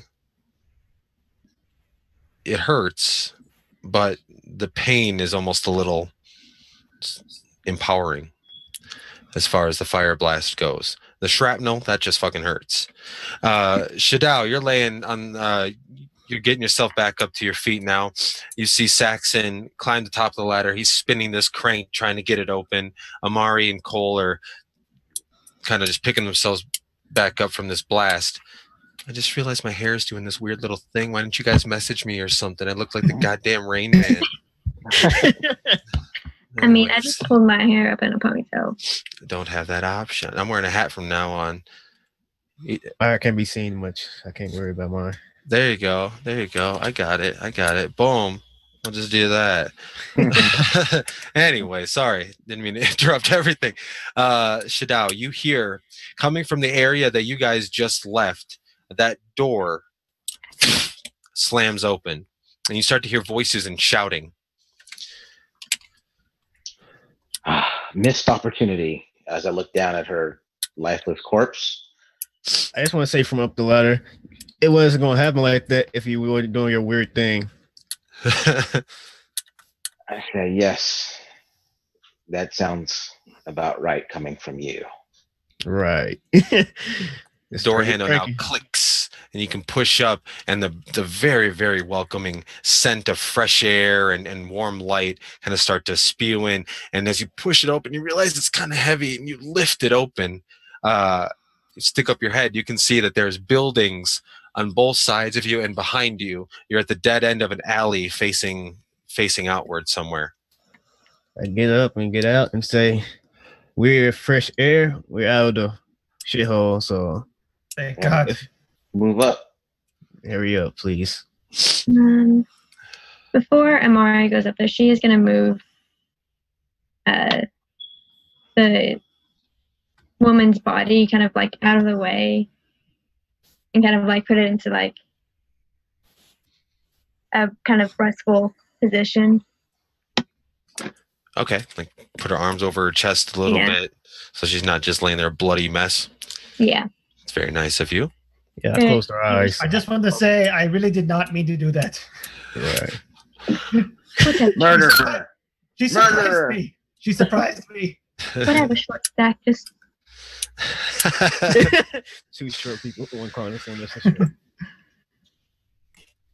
Perfect. So as you make your way up to the ladder, Saxon, again, like I said, you're at the dead end of some sort of alleyway that leads out into what you can tell is a busier street.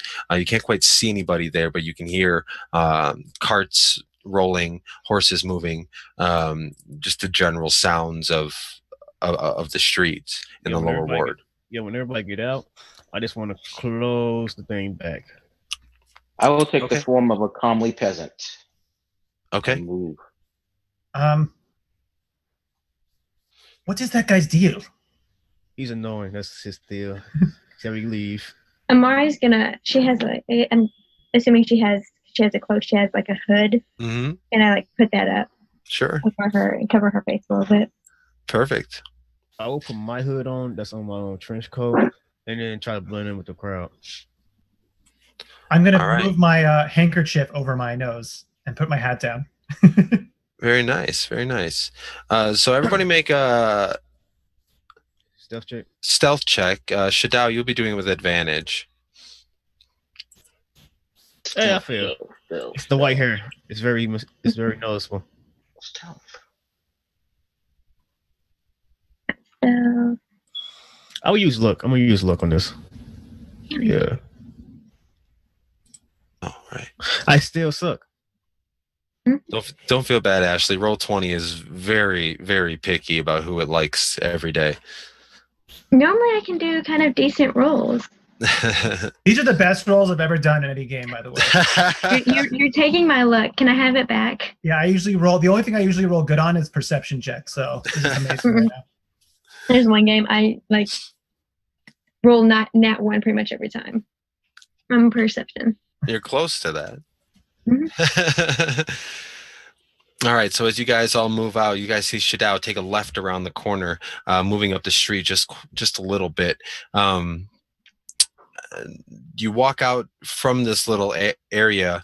You don't really quite see anybody, but down the road where Shadao actually started turning and walking towards, you see what just looks like residents of this area leaning backwards up against their home, sitting outside at very small makeshift tables and chairs, playing dice, just having drinks, just normal day-to-day kind of stuff. You see some kids kicking a ball in the street.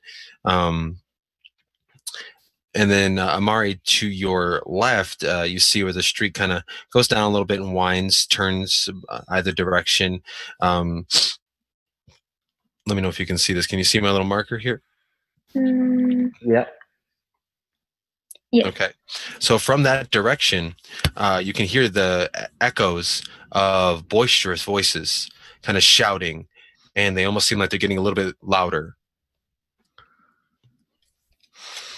I want to start going this way.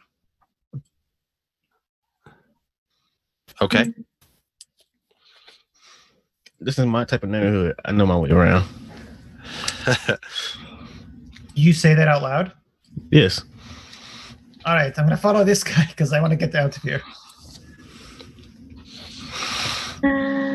Yeah, Amari's going to, not mean for that thing, Amari's going to kind of go this way and trying to sneak in with the resident. Yeah, split the party already. We already do it. I mean, she doesn't know y'all. Yeah, I don't know y'all either. That's why I'm going my own way. I'm just following you behind because you seem to know where you're going. Just don't shoot your gun and we'll be all right. Only if I need to. You didn't need to a minute ago. Well, come on. I had it aimed. She surprised me. I told her not to do anything funny. Right. I meant to shoot her in the leg, and then I don't know what happened. So going down this way, do we see anything? All right, go ahead and make a perception check, please. Shadao and Amari, you guys make a perception check as well. Oh, another 9. So freaking great. All right, Cobalt. Real good. Am I in full sunlight here? Yeah. Okay. No, it's not. You got disadvantage. I really need some cool glasses. Or Jesus Christ, I can't roll bad tonight. Just wait. Yeah, I know. I said that now. Uh-huh. I'm gonna fucking suck. All right. Dead end. So perception 9. All right. So as Saxon and Cole head down the road there, after Saxon says, "Come with me. I know this neighborhood." You walk for probably about 5 minutes and find yourself completely entrapped by buildings. Can we climb on this? That's a stairway that leads up to what looks like a rather thick residence door. I just want to see if there's anything we could climb so I get on the roof. Doesn't look like it for you. All right, Cobalt. You got rope, right? I thought you knew the way over here. I do. You got rope, right? Yes, I do have rope. How light are you? I'm pretty heavy for a kobold. I'm like 20 pounds or something. Oh, so I can't put you. All right, we need to get on the roof. Actually, no, I'm like 111 pounds with all my gear, so. Yeah, we need to get on the roof. I'm gonna go back over to that way and see what those are up to. Okay. I'm gonna try to get on the roof. All right. So while you struggle to do that, the scene goes back over to the homely peasant, along with the hooded female walking behind him. Mm-hmm. As you guys approach the residents of the area, who are just kind of sitting there minding their own business, they look over and let's see, who had the stealth? You guys had bad stealth. Yeah. All right. Shadao, you just kind of keep walking. You actually keep your distance almost a little bit from Amari as she's walking. She realizes she still has the torch in her hand and quite a bit of blood on her, and she's just kind of walking down, looking a little lost, trying to blend in with as many people as she can, more or less just kind of walking up in a conversation and awkwardly standing there. They look at you. And one of the men standing there, he's old, very bald, like no eyebrows. He looks kind of funky. And he just, "The hell's wrong with you?" Sorry. A little lost. A little lost. Well, you know where you're trying to go?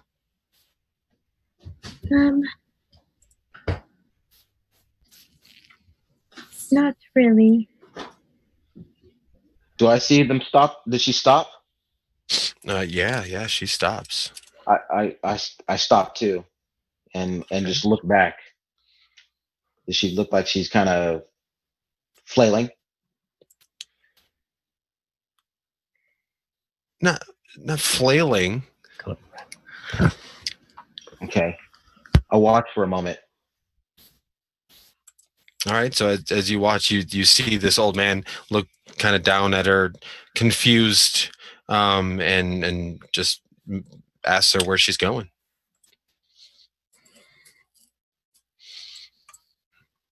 Come along, sister. Mom is waiting. Amari kind of gives him like a confused look, but then just like kind of walks over to him. Okay.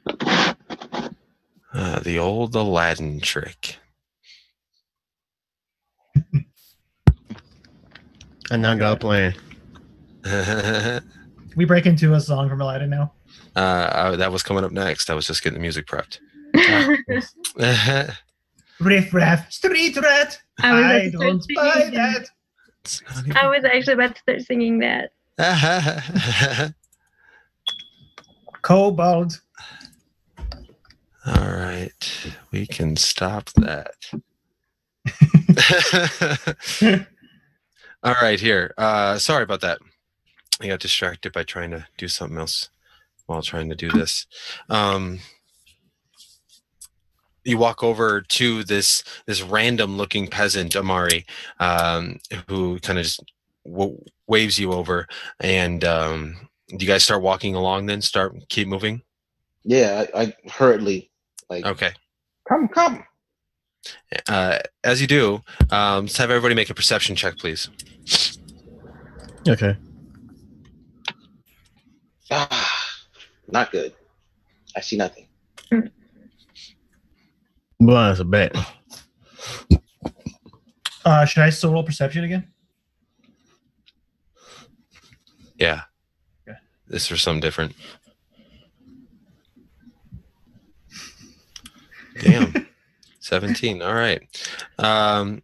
Cole, you, as you're turning the corner to find your other allies, you hear, let's see, where's your token? You're about right there. Yep. So you hear from the same direction, the loud voices, the echoes are getting a little bit louder and louder. And this way, they went this way.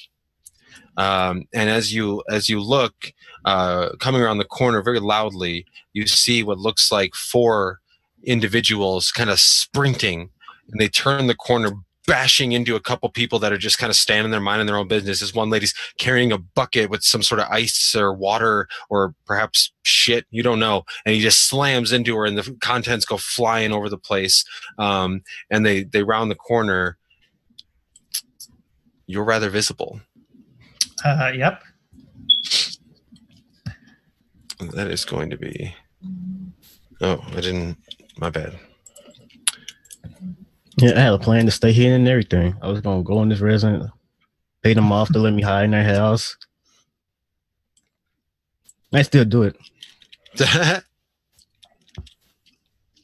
is the slums. I got enough money to pay people off. Fair enough. All right. So they come around the corner right there. The 2, they point and they shout, "There he is! There's Elizabeth! Get him!" And they pretty much start sprinting towards you. Okay, What I do would. you do? Yeah, I would run this way. Okay. All right. And he called me a lizard man. He did.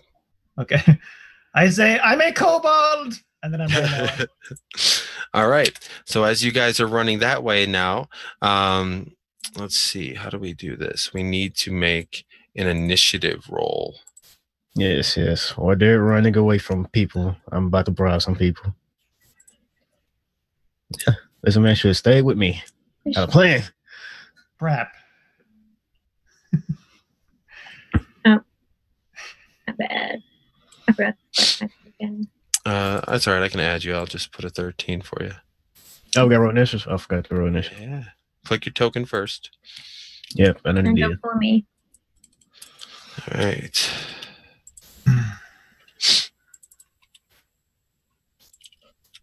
Oh my god. Let's Damn. What's with these nat 20s?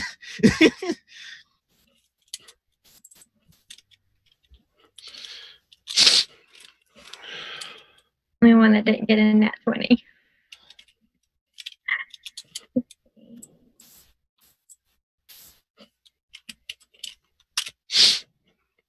All right. Well, lucky for you guys, they rolled shitty. So, Shadao, you kind of turn over your shoulder, and you now see these 4 very large individuals sprinting towards what looks to be Cole, the kobold you had just recently met, sprinting towards you. Okay. Can I pull her over here behind the cart, like to get out of their way? Do you resist? I don't. Yeah. So you got you just kind of yank her a little bit. Out of the way, honey. Let them do their business. Fair enough. Don't get involved. And yeah, that's all I do. All right. Perfect. Cole. So as I'm running, do I even know that they're there? Do I know that that's them, or? Poor She's not disguised, right? She's not disguised. She's more or less trying to be. She's kind of disguised, but she rolled a shitty stealth check. So yeah, you know it's her. But there's a crowd of people up here, right? There's probably about 4 men just kind of sitting around a table, sort of like on the sidewalk area, and you see about 3 or 4 kids playing some sort of ball in the street. Okay, so but there's an open street up here. Yeah, it keeps going. I mean, I guess I would just run. All right, so you would move your full speed. You're what, 60 feet? 30 feet, then I would dash twice, I guess. Because I can bonus action dash, so. How? With my gun stunts. Let's see. Does that just doesn't that give you bonus action or to disengage? No, I can't. That's rogue. I can only like I pull out my pistol, and then I can dash as a bonus action. So 90 feet. yeah. While looking at them, being like, you know, shoving my shoulders, I guess, just kind of giving a little wink or something. Well, I don't want to give them away. I don't want to give up. Yeah. You're just sprinting past them. And Shadao and Amari, as you guys round the big cart that's just parked there, you see the kobold and the duster and cowboy hat just go flying by you with a pistol in his hand, no less. And after that, we cut back to the scene where Saxon's by himself. The music's just kind of doom, doom, doom, doom, doom, doom, It's doom, knock on the door. You knock on the door? Okay. Yeah. So as you give a couple knocks, you hear some commotion inside, but nobody seems to come to the door right away. Hello. I would just like to hide in your house for like an hour or a half. I will pay, but yes. If you wouldn't mind, let me in. I'll give you the gold now. Or persuasion. Sure. If it's their place, I'm gonna be mad. Gotta have advantage. Gotta say gold. Random voice at your door. Let me in. I'll give you money. Yeah, that was a pretty high DC. With a 15, you didn't make it. Oh, so I rolled. Look, let's see if I do this again. Oh, yeah, got one more. It's my last one for the day. So yeah, I'm not gonna fight. 21. All right. Did that beat the DC? It did, actually. Yes. As you hear some like a click in the window above the door, and as you look up, you see the shutters kind of open up, and you see a very old, portly-looking woman with like a headband on look out, and she brings up a bucket and rests it on the windowsill. You got 3 seconds to explain yourself before you get a bucket full of shit. I just want to hide in your house for like an hour and a half or a half hour. I will give you 15 gold. If that's fine. If not, I'll walk away. She kind of sticks her head back in for a little bit and then comes back out. All right. You hear the door now unlock and open inward, and you see a small child, about maybe 10, with long black hair, open the door for you. I go inside and I'll give the people who live here 20 gold. Okay. Say thank you for the hospitality. All right. It's one way to get out of initiative. It's one way to get out of a fight. I suppose. Yeah. At this moment, one thug comes running up, and he's going to make a perception check to see if he spots you two. He does not. He just sprints right past you both, kind of hiding there behind the cart towards Cole that he saw. As the second one comes up, he is again going to just go as fast as he can. As he goes up, he kind of looks over at you, and Amari, you're watching him, and you make eye contact for a second, and then immediately say, "Oh shit," and kind of turn. He stops dead in his tracks. It's her! It's her! It's the girl! It's the girl! And he starts running over towards you. He doesn't quite get to you before his turn is up, but it is now your turn to move or take an action, as this man is now bum rushing his way towards you. Run. Question. Do I have? I probably know the answer to this, but I just want to make sure. Do I have a bonus action or no? Yeah. Okay. It's been a while since I've played D&D. So what I'm gonna do is I'm going to use Firebolt on him for my action.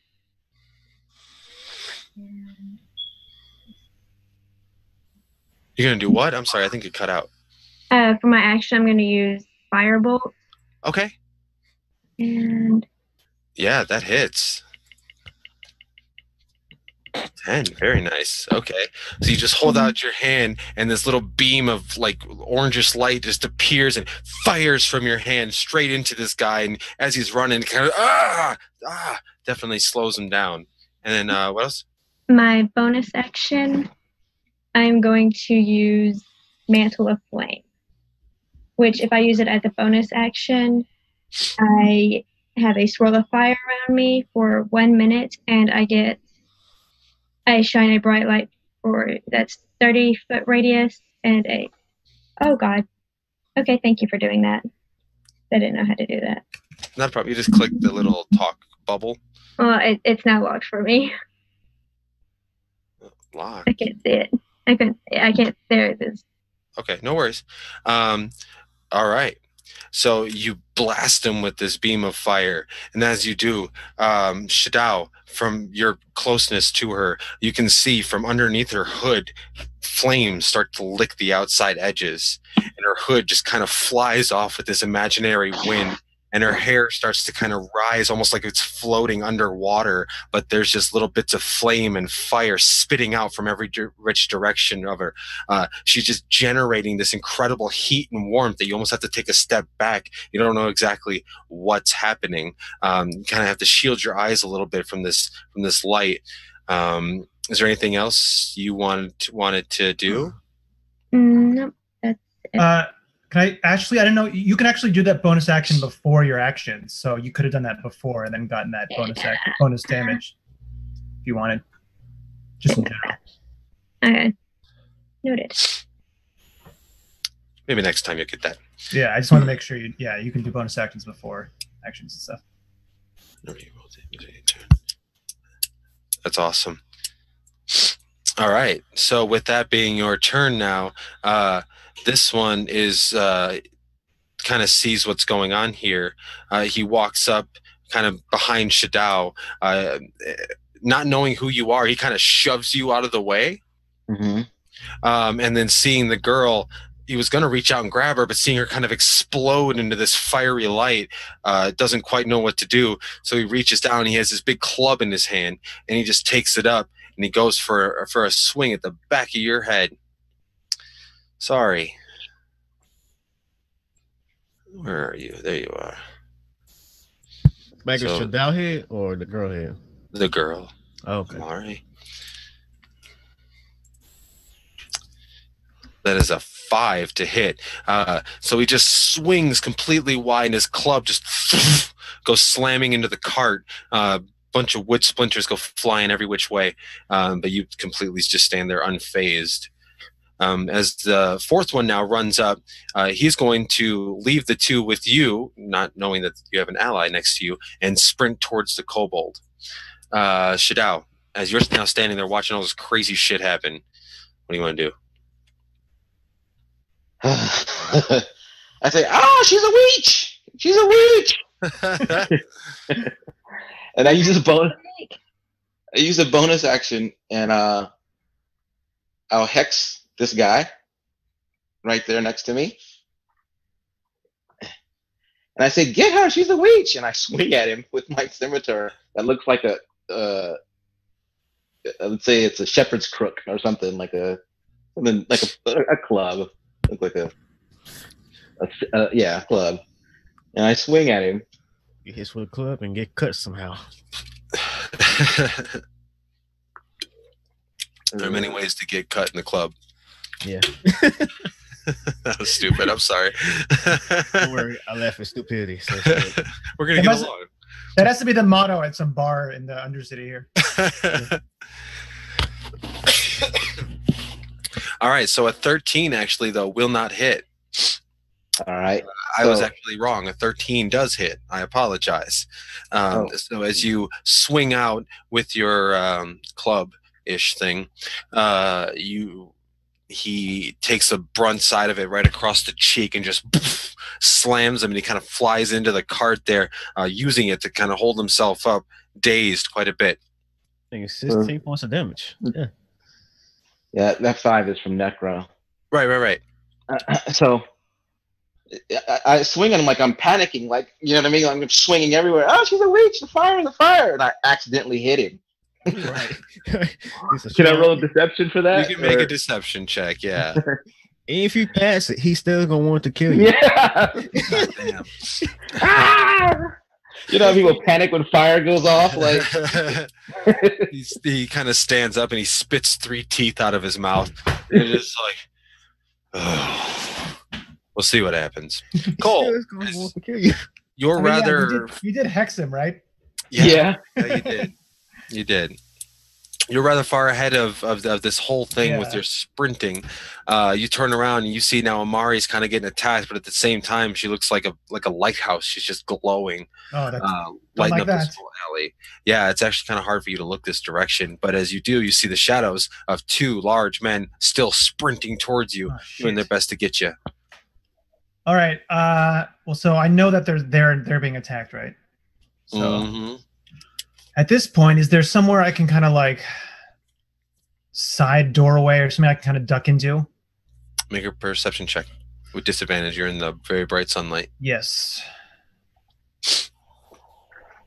Downside of being a kobold. I really need some cool. Oh, there we go. Now it's turned. So as you're sprinting, you turn around and you see these guys. You immediately thought, I gotta hide. You turn, boom, right into a lamp pole. It actually kind of stops you for a second. You shake it off and then you keep going, not really finding anything. Yeah, I mean, I wasn't looking to hide, just kind of set up myself. But okay, so I'm just out in the open. Yeah. I guess I'll shit. I'm gonna die probably. Okay, I'm gonna turn around and I'm gonna holster my pistol and bring out my rifle and fire at the guy that's closest to me.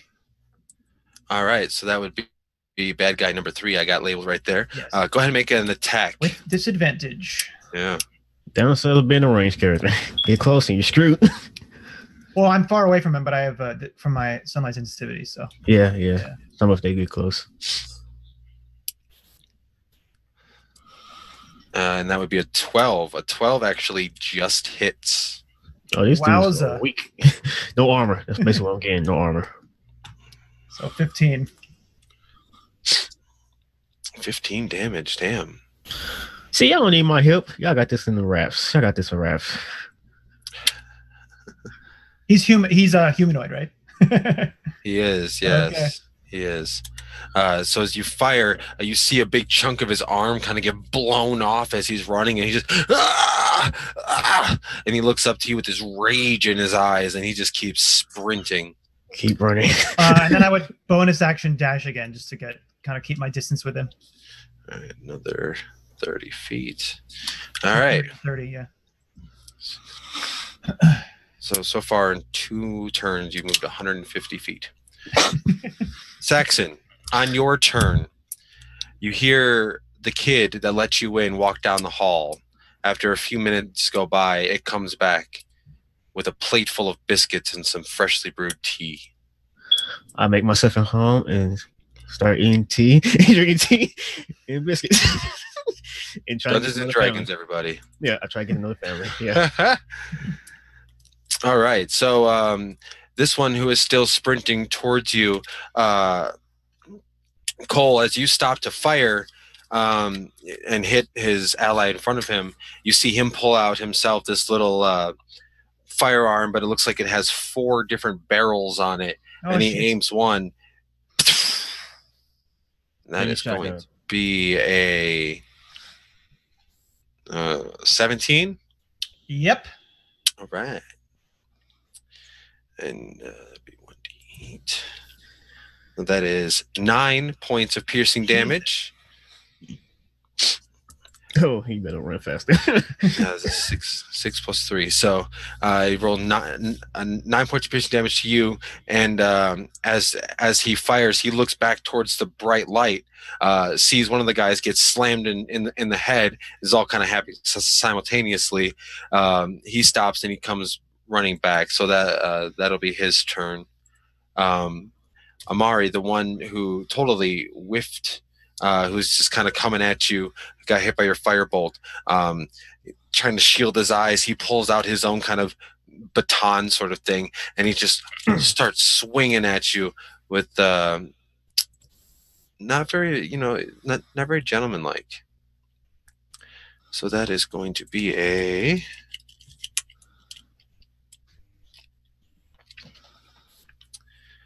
12. You're muted. Forgot about that. It's the fire damage plus my charisma modifier. Where's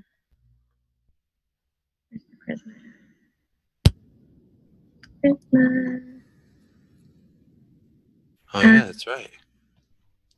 So it's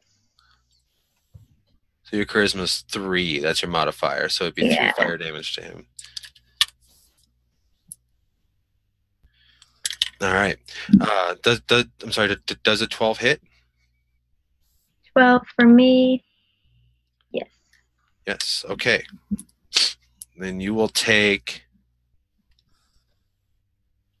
5 points of bludgeoning damage as the baton comes down at you, kind of hits you in the collarbone area, and as it does, you can see him pull his hand back, patting out some flames on his sleeve here.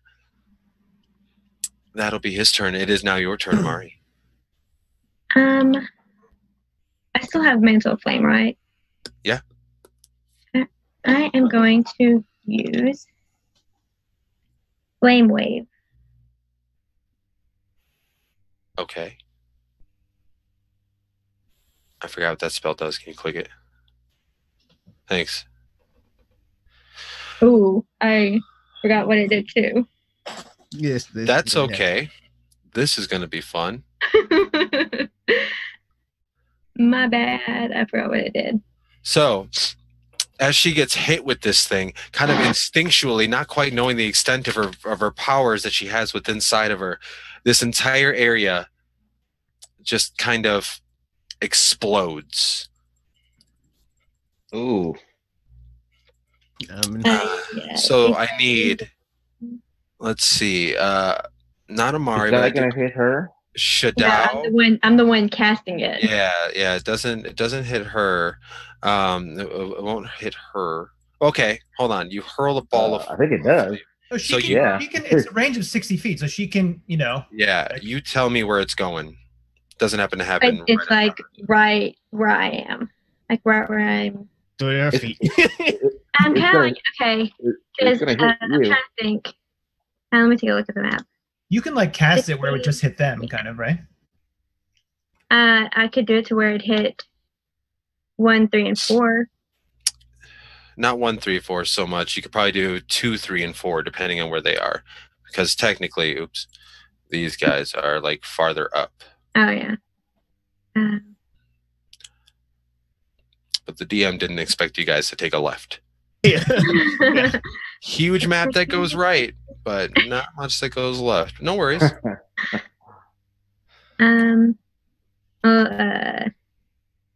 The one that probably hit. I definitely want to hit 2, so probably the ones that hit 2, 3, and 4, or 2. Right. Yeah. Perfect. So let me make 3 dexterity saves real quick. Fail. Success. Success. So go ahead and roll 3d6. 3d6. Yeah.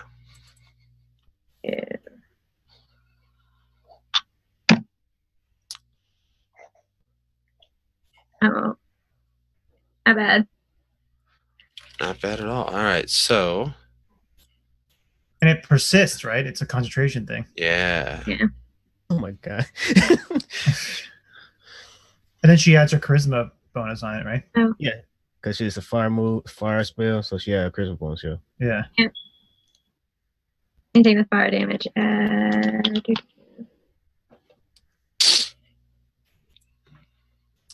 It's essentially that. Cole's not really there. Yeah.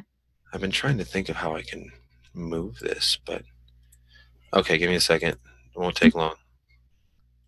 Oh, there. Control A. Put it down here. Perfect. Go down to objects.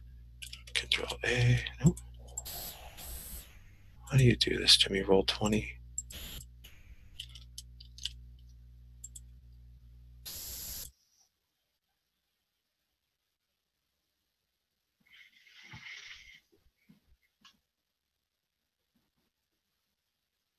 I'm onto something here. Someone house gonna get hit. That's basically I'm getting. That's what the feeling I'm getting.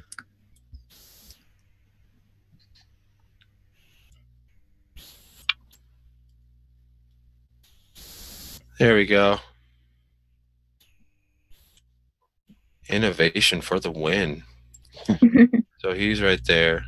These two guys are up here, which means this thing is right here. Makes sense? Are there innocent bystanders in there? Yes. Oh. Where's that spell from? The compendium. Yeah, this thing. Oh. Oh, also, because it's fire damage, I believe it's fire damage too. Yeah, I so get that's bonus another 3. equal to my charisma modifier. I get 3 bonus on that. Right, so everybody takes 16 points of damage, in which case the bandit number 3, who has a big chunk of his arm missing, falls to the ground screaming and writhing in pain as he burns alive in the middle of the road. You see a couple people. Let me just toasty thaumaturgy. What is this gonna do? Oh, that's tight. Concentration for an hour. Wow. Yeah, nuts. First level spell, people. First level spell. All right, give me one moment. I'm sorry. I don't think my first level spell can do that much damage.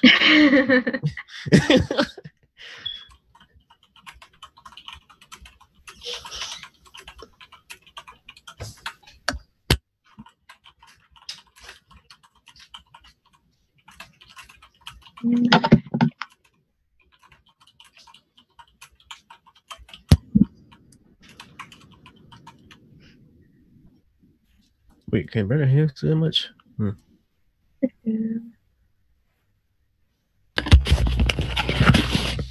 All right, sorry about that.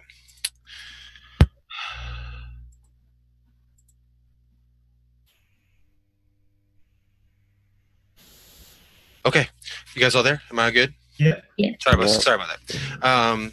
All right, so this guy is dead, and after that giant explosion happens, I'm gonna make wisdom saving throws. Fail. See if they stay or go. Fail. Wow, damn, that sucks. All right, so with that one dead, and this one looking very hurt, you hear him yell out, "Oh, fuck it. We'll get him again. Let's get the hell out of here."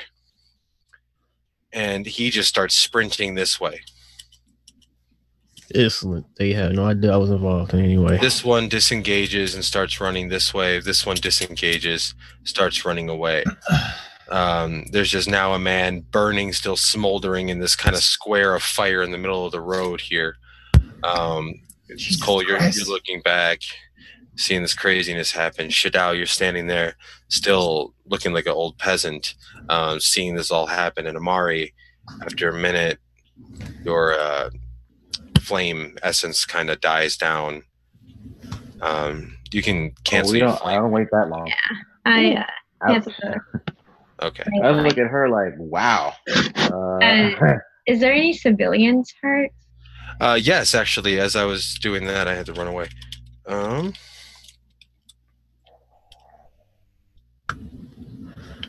Can you guys hear my dog snoring? No, Little you're bit. good. No. No. Was that maybe there was a weird sound? Was that your dog snoring? All right. So, and It sounded like a piston going up and down. oh no. So, out of the 3 children and 4 men standing there in the middle of the road waiting for this to happen, 3 of the men take 16 points of fire damage, and the table bursts into flames and cinders, and they fall over dead on top of it. 2 of the children get caught in the blast and kind of just fall over towards the edge of the road. One man who's standing still. What happened? He looks over to you, Amari, now with your eyes kind of dying down a little bit. What is this? And Mari kind of just like realizes what she's done. I say we gotta go. We gotta go Pulls her head now. and, like just takes off running, like ignoring her allies and just runs in What direction are you running? direction Chaser. away from it. Okay, I follow her. perfect. You guys duck out behind a little alley. Cole, you hear behind you whistles blowing. Oh shit. Whistles familiar to the law enforcement of the area known as the Coppermen. I had no idea none of this happened. I'm just inside chilling. Quote unquote law enforcement. Yeah. I guess I would run back this way. My little limpy state. Mm-hmm. Did I see them duck away? Yeah, you would have seen them run. All right, that's the best option. Catch up to them. Not a lot going on in the street right now other than smoke rising from random corpses. I go. Can I run up to Amari and be like, I mean, you kind of gave me shit for that gun below. Worst time ever. Yeah. Would you shut the fuck up? No, I'm not actually gonna say that. She kind of just like glares and just like looks down, but runs faster past them. Yeah, the coppers are coming, so She kind of like tries to run past them, try to get away from them because she doesn't. In her head, she doesn't want to hurt. Yeah, I mean, I would separate from them at this point, but Let everybody they're somehow. well, this is an alley, right? Yeah. So we can't really separate, really per se, at the moment. I can, Okay. but well, I don't know anything about either one of them either, do I? Like where they stay or any information whatsoever. No.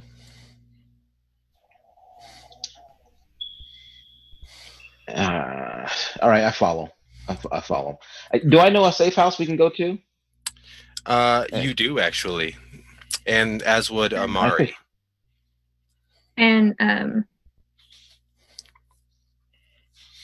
does she know like where they are exactly? Like where she is?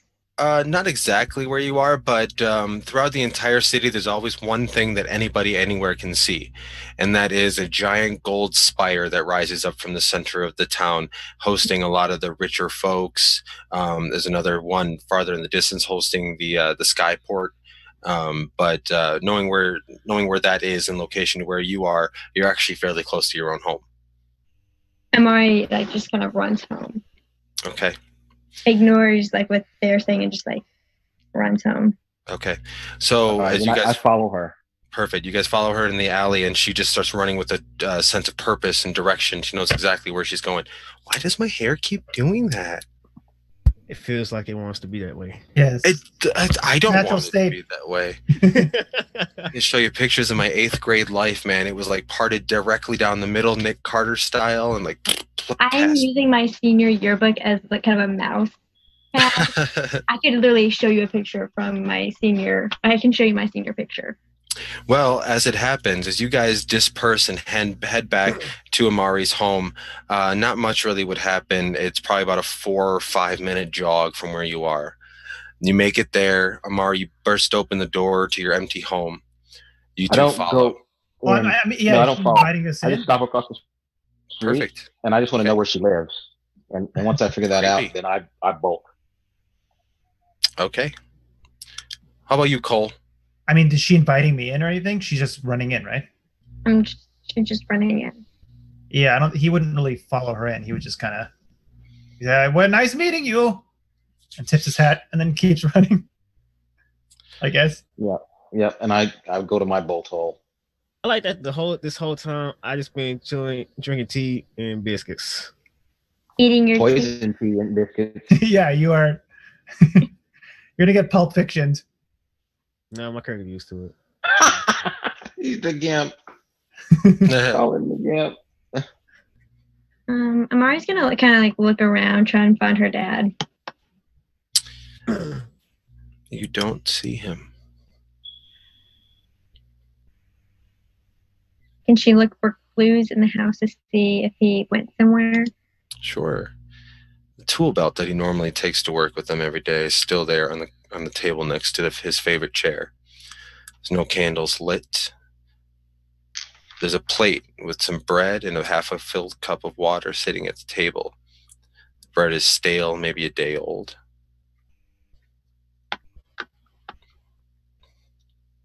But no indication of where if he left to go. There's no anywhere. note, no letter. There's no fire still burning, indicating anybody has been there recently. You walk in, torch still in your hand, mostly burnt to a crisp, covered in a little bit of blood, just kind of standing alone. Don't know what the hell's happened over the last 24 hours, really. Been craziness. Saxon, sitting there with your feet up while a kid tells you his favorite story. It's funny at first, but when he repeats himself, it's kind of obnoxious. And his mom just counting the coin that you gave her. Shadow, you head back to where you head back to. And we can talk about that. And then Cole, where does Cole go? You're muted, homie. Cole, I mean, I guess I would have some type of inn I had paid for, I'm assuming. I would go back to where my steed. Perfect. Yeah, probably where he was. I was paying for that inn. So yeah, he's stabled at an inn. Yeah. All right.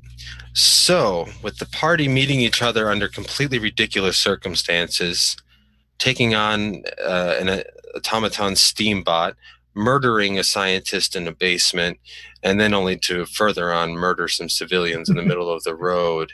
Not party, individuals. I mean, murder is a strong word. She literally shot her in the hostile. chest. I told her not to move, and she moved and attacked my friend. So She ain't attacked, she bun rushed him. There's a difference. There is a difference. well, she did activate the drone thing. Yeah, That's still true. shot in the chest though. Still murder. But with the party split in every fucking direction other than the one I wanted them, that is where we're going to call tonight's session. Yeah. My character did what he wanted to, and that was good out of it. That's fair. Yeah, my That's character fair. did not know these people. He was not going to stay with them when he got out. That was his whole point. All right. Well, I'd say that was a pretty successful first session. Yes. Yeah. Yeah. Everybody have fun. You just have to That figure was out how we awesome. all come back. Absolutely. Yeah. Same time next week, Wednesday. I think that's the 10th. Yeah, it's the 10th. 8 p.m. Central Standard Time. What is it, your time? I always mess it up. I'm not even going to try. 6 o'clock. 6 p.m. p.m. Pacific. Yes, cool. Can we just get you like your central time? Can we just like write? Because I have to memorize this for work. I can just like send you a list of like the time zones and the differences. I'm not good with lists. I'm dyslexic. I'm Anyways, everybody, thanks for those who did watch on the stream. That was awesome. Hopefully we'll see you again next Wednesday. Again, 8 p.m. Central, 6 p.m. Pacific. And I don't have a fun little thing to sign off on. So I guess I'll just make a weird staring face until the feed cuts.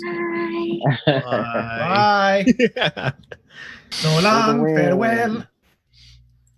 They win.